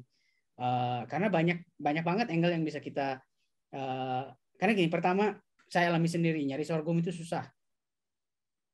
Jadi gimana caranya, PR pertama adalah bagaimana caranya produk Mas Bayu Tambiaku ini gampang dicari. Gimana caranya Tambiaku ini gampang dicari. Lalu nyari tahu tentang sorghum itu juga susah. Sorghum itu apa, pendapat ahli gimana, dan lain sebagainya. Banyakin konten marketing, banyakin bikin artikel, banyakin bikin posting tentang edukasi. Gimana caranya artikel gampang dicari dan lain sebagainya. Partnership dengan media, dekati ya media-media di tempat saya, misalnya gimana caranya saya bisa ngomong sama redaksi ya, ngomongin sorghum kan. Kalau teman-teman wartawan tuh tertarik sebenarnya sama isu-isu kayak gini kan. Jadi gunakan benefit itu untuk gimana caranya saya bisa ngobrol dan membahas masalah sorghum ini dari sisi yang lebih light gitu, dari sisi kesehatan, dari sisi keindonesiaan, mungkin itu lebih, bahwa ini adalah makanan asli Indonesia, kita tidak ada ketergantungan dengan gandum, oke, dibahas. Tapi menurut saya akan terlalu berat kalau misalnya langsung ngomongin konspirasi politik, dan itu mungkin ada benarnya, tapi fokusnya akan kepecah nih. Mendingan kita fokus dulu mengenalkan produk kita ini apa gunanya gitu ya. Perbanyak konten-konten yang lebih menarik, yang lebih gini. On point ya. Sama on point. Gini, insight-nya yang gini. Ketika pandemi masuk, di insight di tempat saya di KG Media, orang itu membaca konten tentang kesehatan itu naik gede banget. Semua tentang kesehatan, menjaga imunitas, orang-orang dengan autoimun makin banyak dan lain sebagainya, itu naik sampai sekarang masih naik. Jadi topik itu masih banyak orang yang nyari gitu ya. Tinggal bagaimana caranya konten kita ketemu ketika orang nyari gitu. Jadi itu ada SEO, ada sosial media dan lain sebagainya. Nah dari situ baru kita arahkan ke produk kita, dan dari situ gimana gampang nggak belinya, itu lebih penting sih. Distributionnya. Distribusi di marketplace pasti ada ya, marketplace harus ada, variasi produk, karena sorghum itu kan susah, apalagi kita punya keluarga yang misalnya punya keluarga yang autoimun gitu ya, nggak bisa makan beras gitu, kayak anak saya nggak bisa makan beras tuh. Jadi mie-nya harus bikin sendiri gitu, kita butuh tepung dan lain sebagainya. Komunitas itu banyak loh, banyak banget. Dan gimana caranya kita reach out ke komunitas, nggak cuma komunitas yang sama-sama jualan produk yang similar gitu ya, tapi juga komunitas target audience kita yang memang ada di mana-mana. Jadi riding the wave itu bisa boleh banget, tapi harus dikonsider juga, is this too much enggak ya buat consumer kita, karena we don't want to distract the consumer nih. Jadi dari tadinya kita mau ngasih tahu betapa pentingnya lo makan sorghum, tiba-tiba diajak ngomongin konspirasi, jadi kemana-mana gitu, jadi kurang fokus. Jadi cari wave-wave lain yang mungkin lebih relevan dan lebih chewable buat mereka gitu, kan itu penting. Nah, orang tuh udah bosen sama ini sekarang itu. Jadi sejak 2021 ini orang membaca berita itu turun. Insight-nya adalah orang capek baca berita yang serius. Betul. Lelah gitu dengan berita, naiklah Omicron lah apalah, udah nggak peduli gitu. Sekarang gue pengen nonton Netflix, gue pengen baca yang lebih light, baca kesehatan gitu. Gimana caranya gue keluarga gue lebih sehat dan lain sebagainya. Jadi kalau menurut saya itu ya. Terus yang tadi budget marketing. Tiap simulasi sih. Ya, tiap perusahaan punya hitungan sendiri-sendiri, dan saya melihat berbagai perusahaan punya budget marketing, proporsi marketing beda-beda. Tapi rule of thumb biasanya, rule of thumb artinya kebiasaan itu, budget marketing itu antara 3-5% dari profit. 3-5% dari revenue. 3-5% dari revenue. Tapi itu kalau di company gede ya. Di company gede. Tapi sebenarnya yang penting gini, ketika kita menentukan budget marketing adalah kita punya resource berapa yang mau kita spend, dan kita harus tahu dari, misalnya kita punya 10 juta, kita mau generate berapa gitu. Kalau buat saya, marketing itu gini, jangan lihat marketing itu sebagai cost center, tapi sebagai revenue generator. Itu akan beda tuh mindsetnya jadinya. Jadi ketika misalnya kita tahu nih, kalau kita put 10 million di sini akan menghasilkan 50 million misalnya. Berarti kalau kita put 20 million bisa jadi 100 juta dong. Jadi relatif gitu ya. Budget marketing itu relatif terhadap revenue yang di-generate. Jadi pastikan kita mengukur tuh. Pastikan kita mengukur budget marketing kita itu generate berapa sih. Dan itu harus di-trial. Coba dulu dengan misalnya, let's put 10 million lah. Cobain 10 juta bisa generate duit berapa. Oh, 10 juta jadi 30 juta misalnya. Kalau kasih 15 juta jadi berapa? Itu maksudnya ROAS-nya tadi itu konsisten nggak ya? Kalau konsisten kan sebenarnya itu jadinya tuh instead of fixed cost jadi apa istilahnya variable cost dong. Betul. Jadi itu harus di-exercise, dicoba. Kita punya willingness to spend kita berapa dulu. Oke, kita coba dengan segini, tapi harus bisa diukur tuh. 10 juta itu bisa jadiin revenue berapa ya? Kalau misalnya make sense, dan kalau misalnya 10 juta ngasih 50 juta berarti kan 20% itu too much lah. Kalau 10 juta 10 juta bisa ngasilin berapa puluhan juta gitu. Kalau sangat tergantung ownernya sih.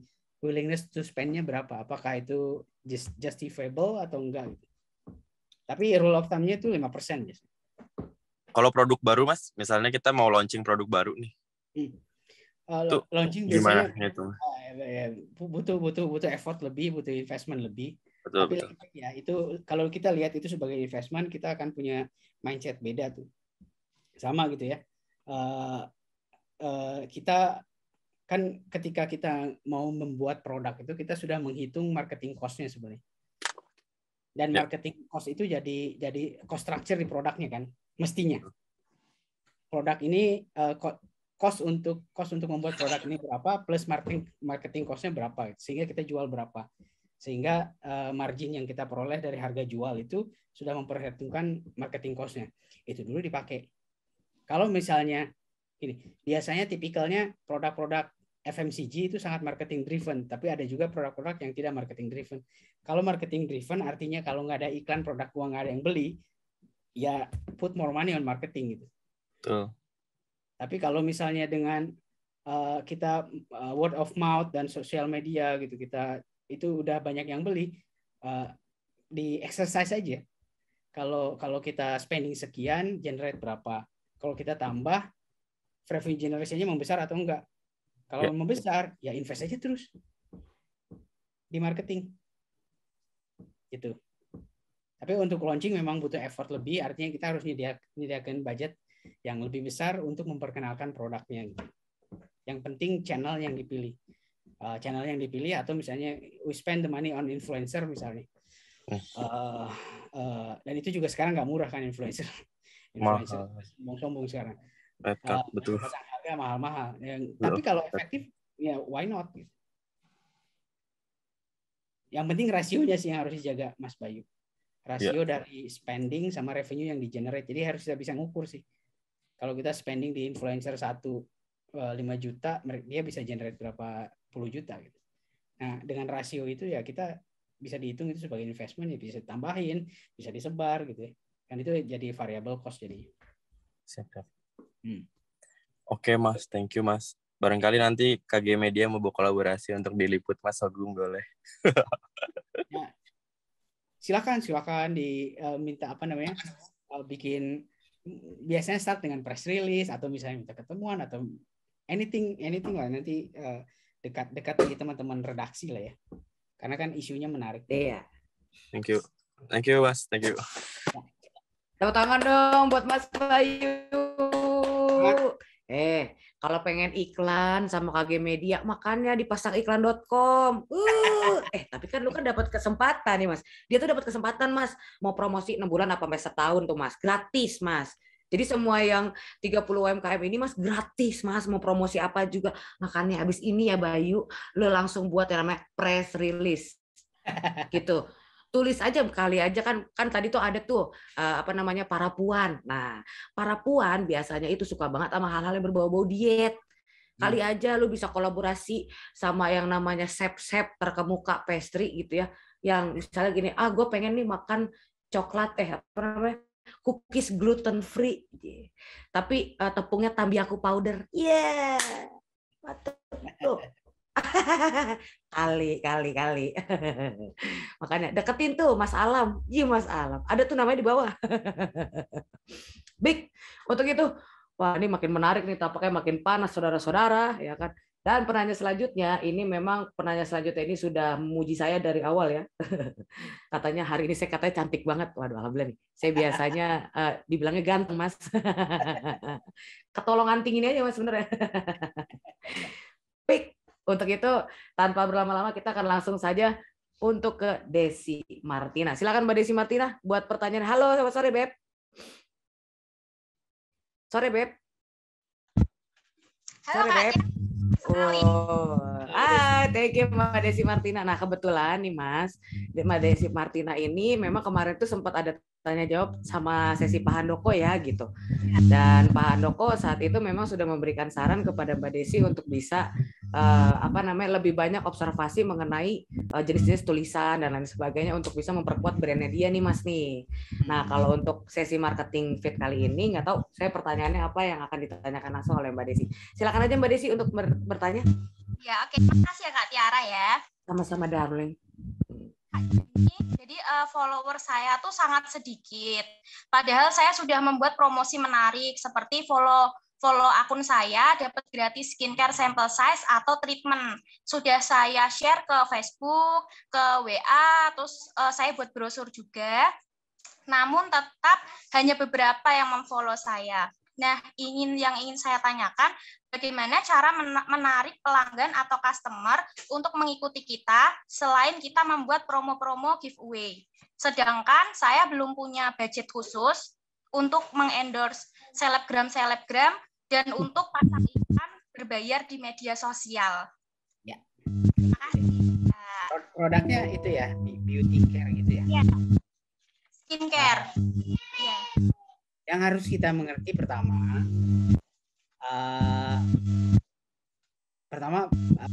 kondisinya adalah followersnya masih sedikit ya. Yang kedua, algoritma sosial media itu, ini misalnya ngomongin apa? Instagram ya.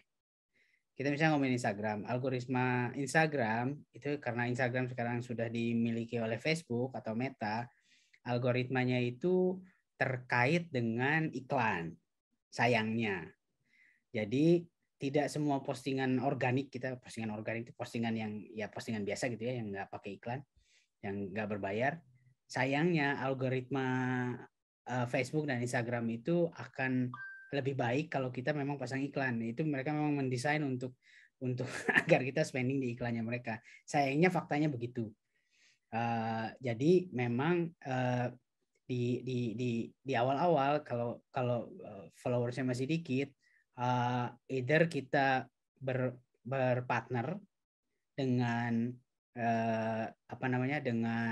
dengan pihak yang followersnya sudah banyak, itu kolaborasi gitu ya, agar kita lebih banyak dikenal, atau memang kita ya itu tadi, apakah misalnya yang tadi, apakah brand story-nya sudah baik atau enggak, apakah orang beresonate itu apa ya, apakah orang merasa relate dengan cerita tentang beauty care yang Mbak Desi buat, atau apakah pernah ini nggak, pernah bikin survei nggak sama, udah punya langganan belum, udah punya pelanggan apa belum? Sudah punya pelanggan tetap kan ya? Sudah. Jadi setiap bulan sekali pasti ada yang membeli. Cuman sama kan saya jasa juga ya Pak. Jadi kayak sebulan sekali itu pasti ada home service kayak gitu. Terus beli juga. Ya. Itu ya. Pernah bikin kayak survei gitu nggak sama pelanggan? Ya. Udah. Kalau sama yang misalkan sama yang si produk yang lain gitu kan, oh ini Mbak iya lebih bagus produk yang ini kayak gitu. Jadi kayak saya tuh kayak semakin optimis gitu loh kalau nanti ke depannya tuh lebih bagusnya kenapa tahu nggak? Mungkin harganya lebih murah pertama. Okay. Terus aman untuk kulit sensitif juga. Okay. Terus kemasannya menarik, dapat box eksklusif box yang homemade. Nah itu pernah dikomunikasikan nggak? Testimonial dari pelanggan itu pernah dikomunikasikan? Untuk kekurangannya sih mungkin ya. Kelebihannya.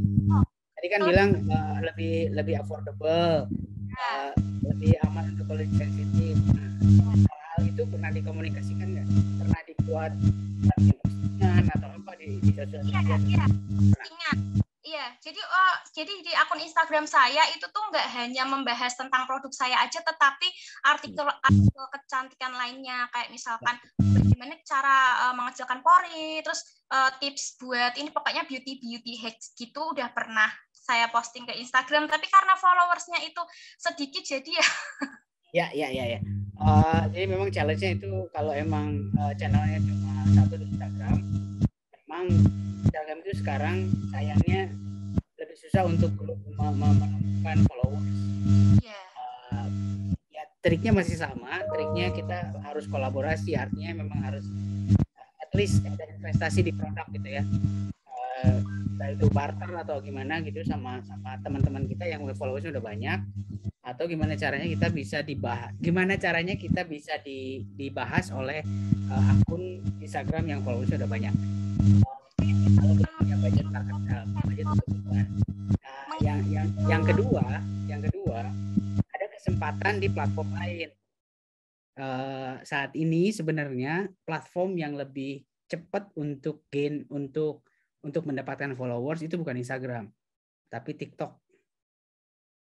Nah, dan TikTok itu belum punya algoritma yang terkait dengan iklan. Jadi mereka masih baik banget lah sama kita. Kalau misalnya konten kita sangat menarik di TikTok, itu pertumbuhan followersnya akan lebih cepat tuh. Udah pernah nyobain TikTok belum? Sudah. Di TikTok followersnya lebih gede apa lebih kecil? Hah?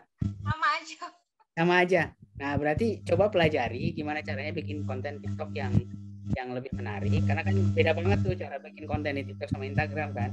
Cuman dari pengalaman saya di akun-akun yang kita kelola di media, kalau kita bikin konten di TikTok itu buat followersnya jauh lebih cepat tanpa harus iklan dibanding sama Instagram.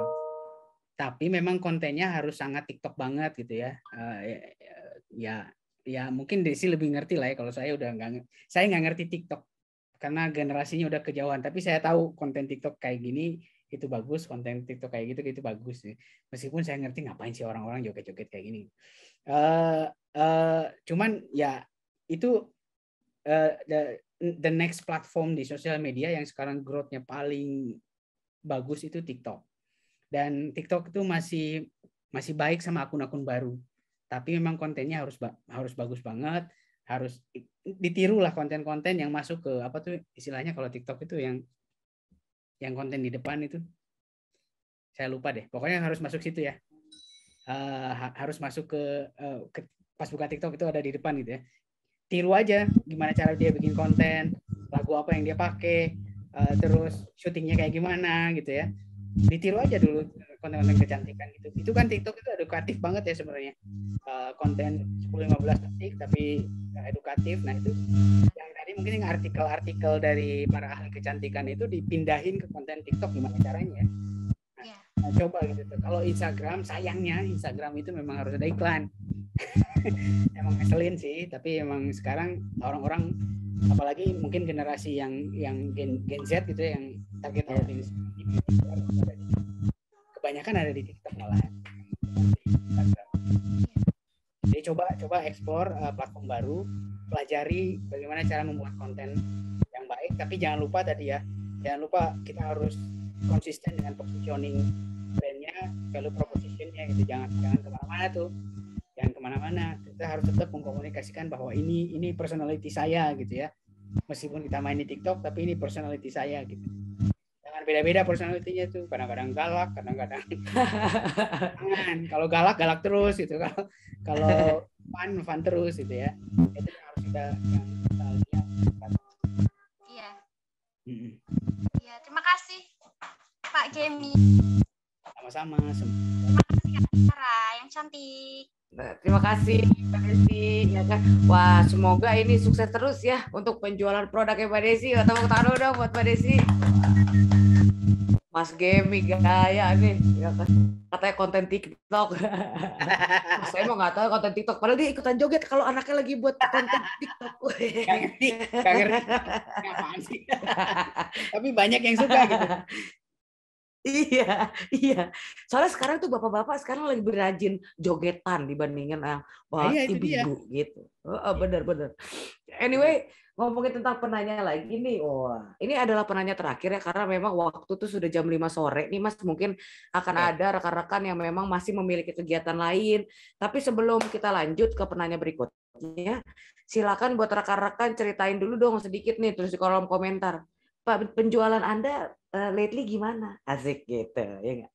Soalnya kan nanti akan ada wejangan dari Mas Gemi begitu. Wejangan. Ya Mas ya. Nah, untuk itu kita langsung saja ke Purnama Asmi. Mas Purnama, silakan Mas Purnama. Atau Mbak, mohon maaf, Ibu Purnama Asmi. Nah, ini silakan Bu Purnama. Masih di mute, Bu. Assalamualaikum. Ya. Waalaikumsalam. Ya. Gimana Bu Purnama Asmi? Semangat nih kita nih. Semangat. Iya. Ini Coach Gemi, saya mau tanya ya. Kalau saya kan udah menjalankan produk saya ini dari 2017. Nah, cuman saya biasanya dulunya awalnya dari door to door, terus juga saya menggunakan WhatsApp juga untuk marketingnya. Cuma kan kalau di dalam WhatsApp itu banyak yang kepo, kadang-kadang sampai 50 setiap saya posting produk gitu. Karena memang juga ada edukasi produknya juga. Tapi yang belinya ini kadang-kadang yang kalau customer lawyernya itu ada berapa sih beberapa yang selalu membeli walaupun dalam rentang 1 bulan itu pasti 1 atau 2 kali beli gitu. Tapi yang saya inginkan bagaimana cara untuk meningkatkan gitu loh. Nggak hanya kepo aja mereka, apa harus menambah budget marketingnya atau harus ekspansi atau harus diferensiasi produknya gitu, Coach Gemi. Ya.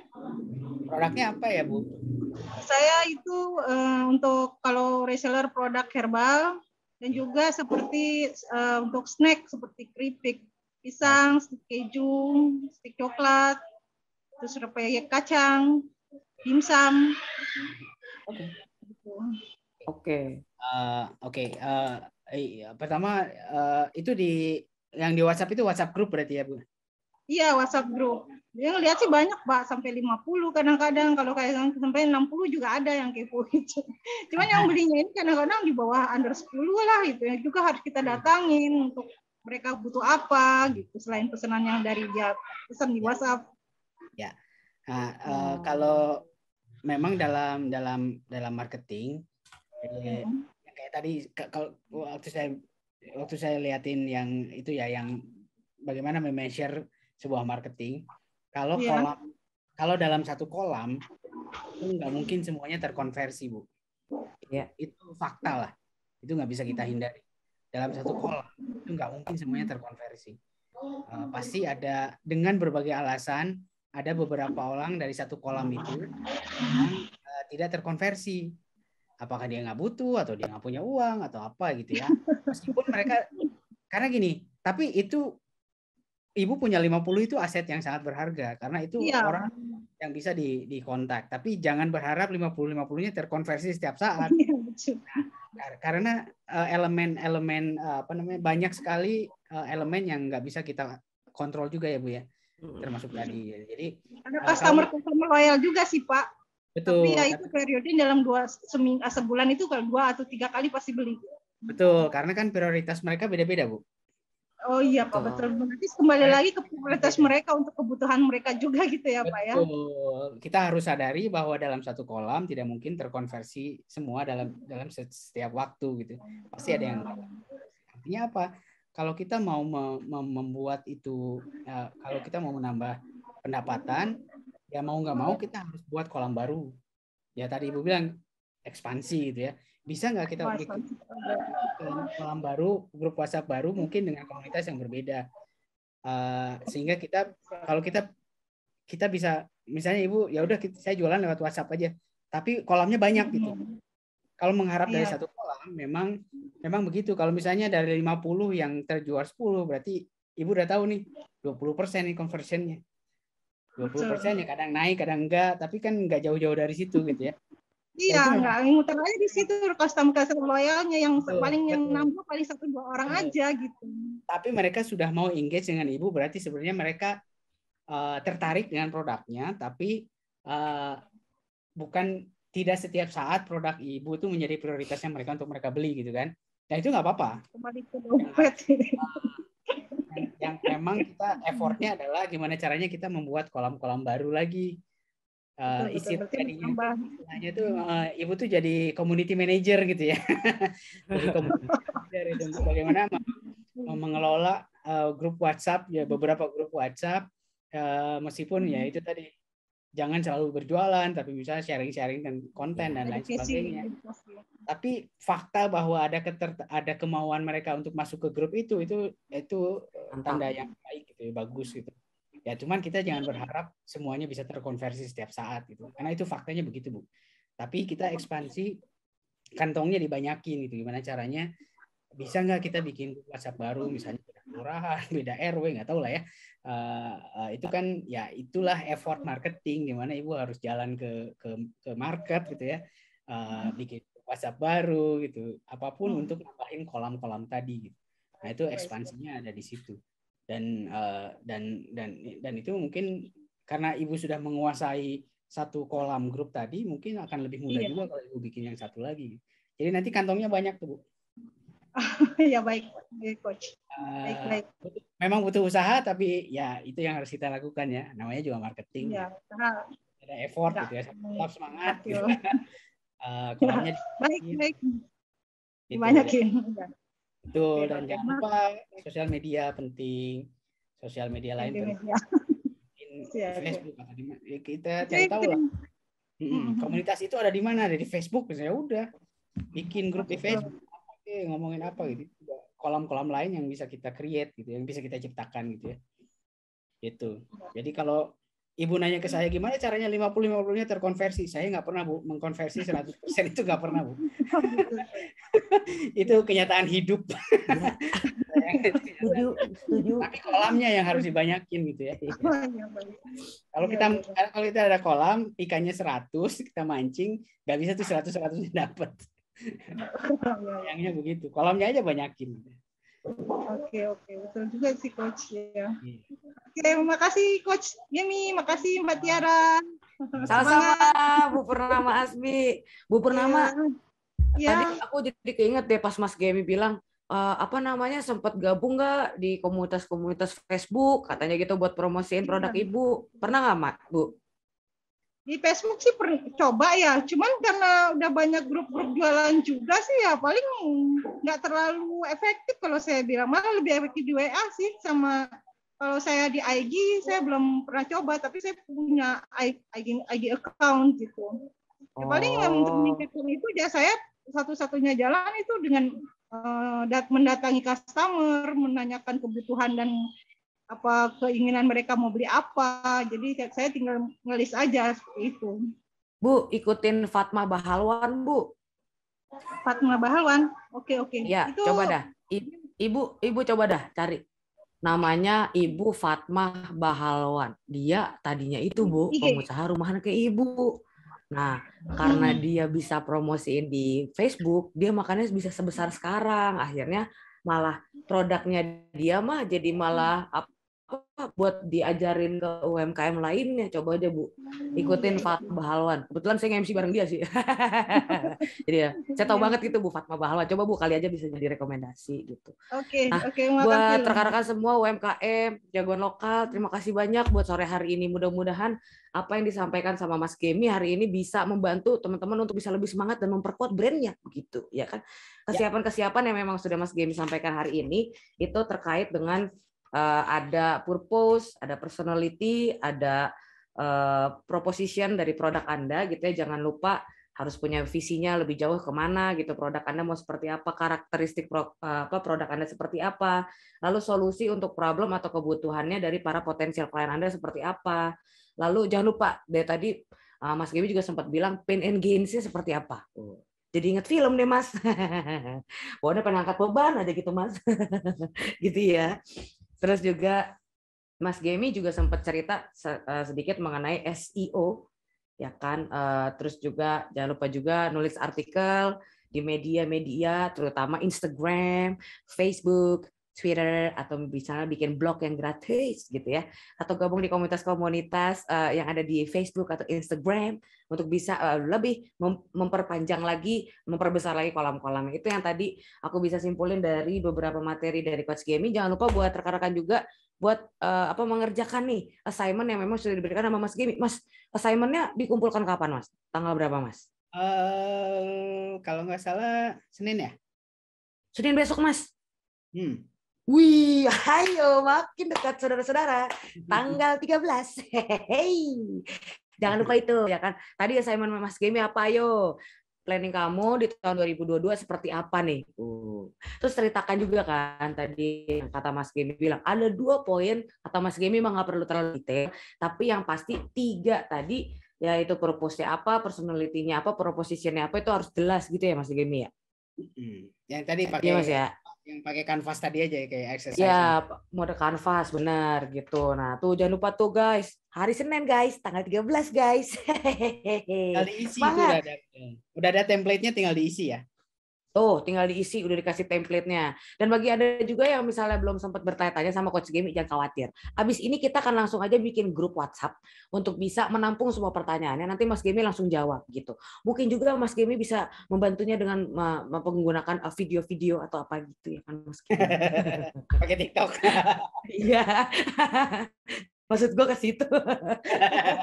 Ketahuan deh. Terus udah gitu Mas Gemi, kira-kira ada kalimat-kalimat motivasi apa yang bisa Mas Gemi sampaikan pada sore hari ini?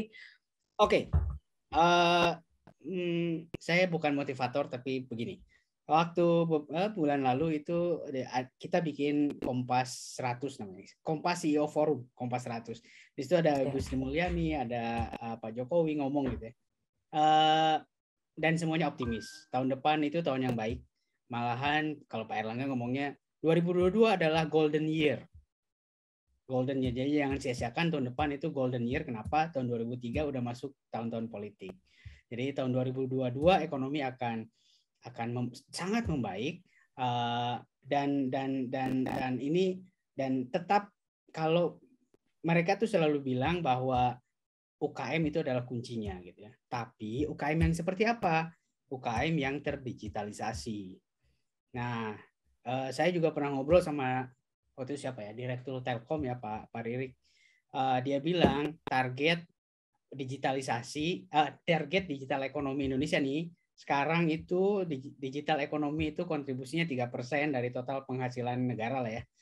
Nah, targetnya dalam di 2025 itu jadi 8%. Jadi akan banyak insentif dari pemerintah juga untuk teman-teman para jagoan lokal kalau teman-teman mendigitalisasi bisnis teman-teman dari pemerintah. Dari pemerintah akan banyak insentif, akan banyak support juga karena mereka menargetkan digital ekonomi terutama dari UKM itu akan sangat terakselerasi dalam 3-4 tahun ke depan. Jadi menurut saya itu kabar yang sangat baik ya, terutama buat teman-teman entrepreneur.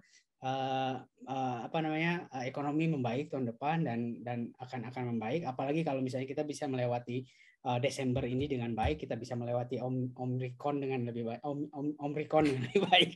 Iya, Omicron ya. Kita bisa melewati Omicron ini dengan baik, maka 2022 itu sangat optimis dan kita bisa dan UKM itu jadi superstarnya lah ya untuk kembalinya ekonomi kita bisa mencapai targetnya itu. Jadi tetap semangat karena marketnya ada di luar sana, uangnya ada di luar sana, tinggal bagaimana kita gampang ditemukan, bagaimana produk kita bisa menjadi solusi. Nah, itu yang penting, bagaimana uang itu bisa kita capture di luar sana, kita bisa memenangkan kompetisi. Jadi itu yang penting kita lakukan, menyiapkan diri kita untuk 2022 yang jauh lebih baik dari tahun ini. Terima kasih. Woi, mantap, tepuk tangan sekali lagi buat Mas Gemi ya. Mudah-mudahan di tahun 2022 semua 30 UMKM kita akan jadi unicorn, bukan omnicorn. Ya, setuju ya? Amin. Amin ya. Gitu ya. Kalau omnicorn mah biasanya langsung beli apartemen. Tapi kalau unicorn negara kita beli, bro, ya kan? Makanya buat Anda semua rekan-rekan Bapak Ibu semuanya, mudah-mudahan hari ini bisa insightful banget dari Mas Gemi. Jangan lupa tugasnya di tanggal 13, karena tanggal 14 kita akan ketemu lagi brother and sister para jagoan lokal. Ahai. Tetap semangat ya guys. Dan untuk itu Mas Gemi makasih banyak ya. Sehat selalu Mas Gemi. Semoga berguna ya teman-teman. Amin. Jangan lupa kontrol gula darah Mas Gemi sama kolesterol. Oh iya kan? Iya. Sama pesan bawang hitamnya tadi Mas Gemi. Iya kan. Mbak Siskawati. Iya. Makanya untuk itu thank you so much Mas Gemi, thank you so much rekan-rekan dari KG Media yang sudah mendukung acara hari ini dan juga sudah men-set up acara hari ini agar lebih meriah lagi. Dan juga terima kasih kepada rekan-rekan OCBC NISP yang memang selalu mendukung kita juga untuk bisa memajukan UMKM. Dan jangan lupa semangat untuk mendigitalisasikan segala sesuatu yang Anda punya, karena siapa tahu nih ke depannya di tahun 2022 kalau itu adalah golden year buat Indonesia, buat Anda juga pasti. Untuk itu saya Tiara Sadikin mewakili segenap kru yang bertugas mengucapkan terima kasih banyak. Mohon maaf apabila ada salah-salah kata atau kekurangan. Tetap semangat, tetap optimis. Ingat, tugas jangan lupa dikumpulin. Tanggal 14 kita akan ketemu lagi. Sampai jumpa guys. Jumpa teman-teman. Sampai jumpa Bapak Ibu. Tetap jualan karena kita akan menjadi golden year di tahun 2022. Dadah.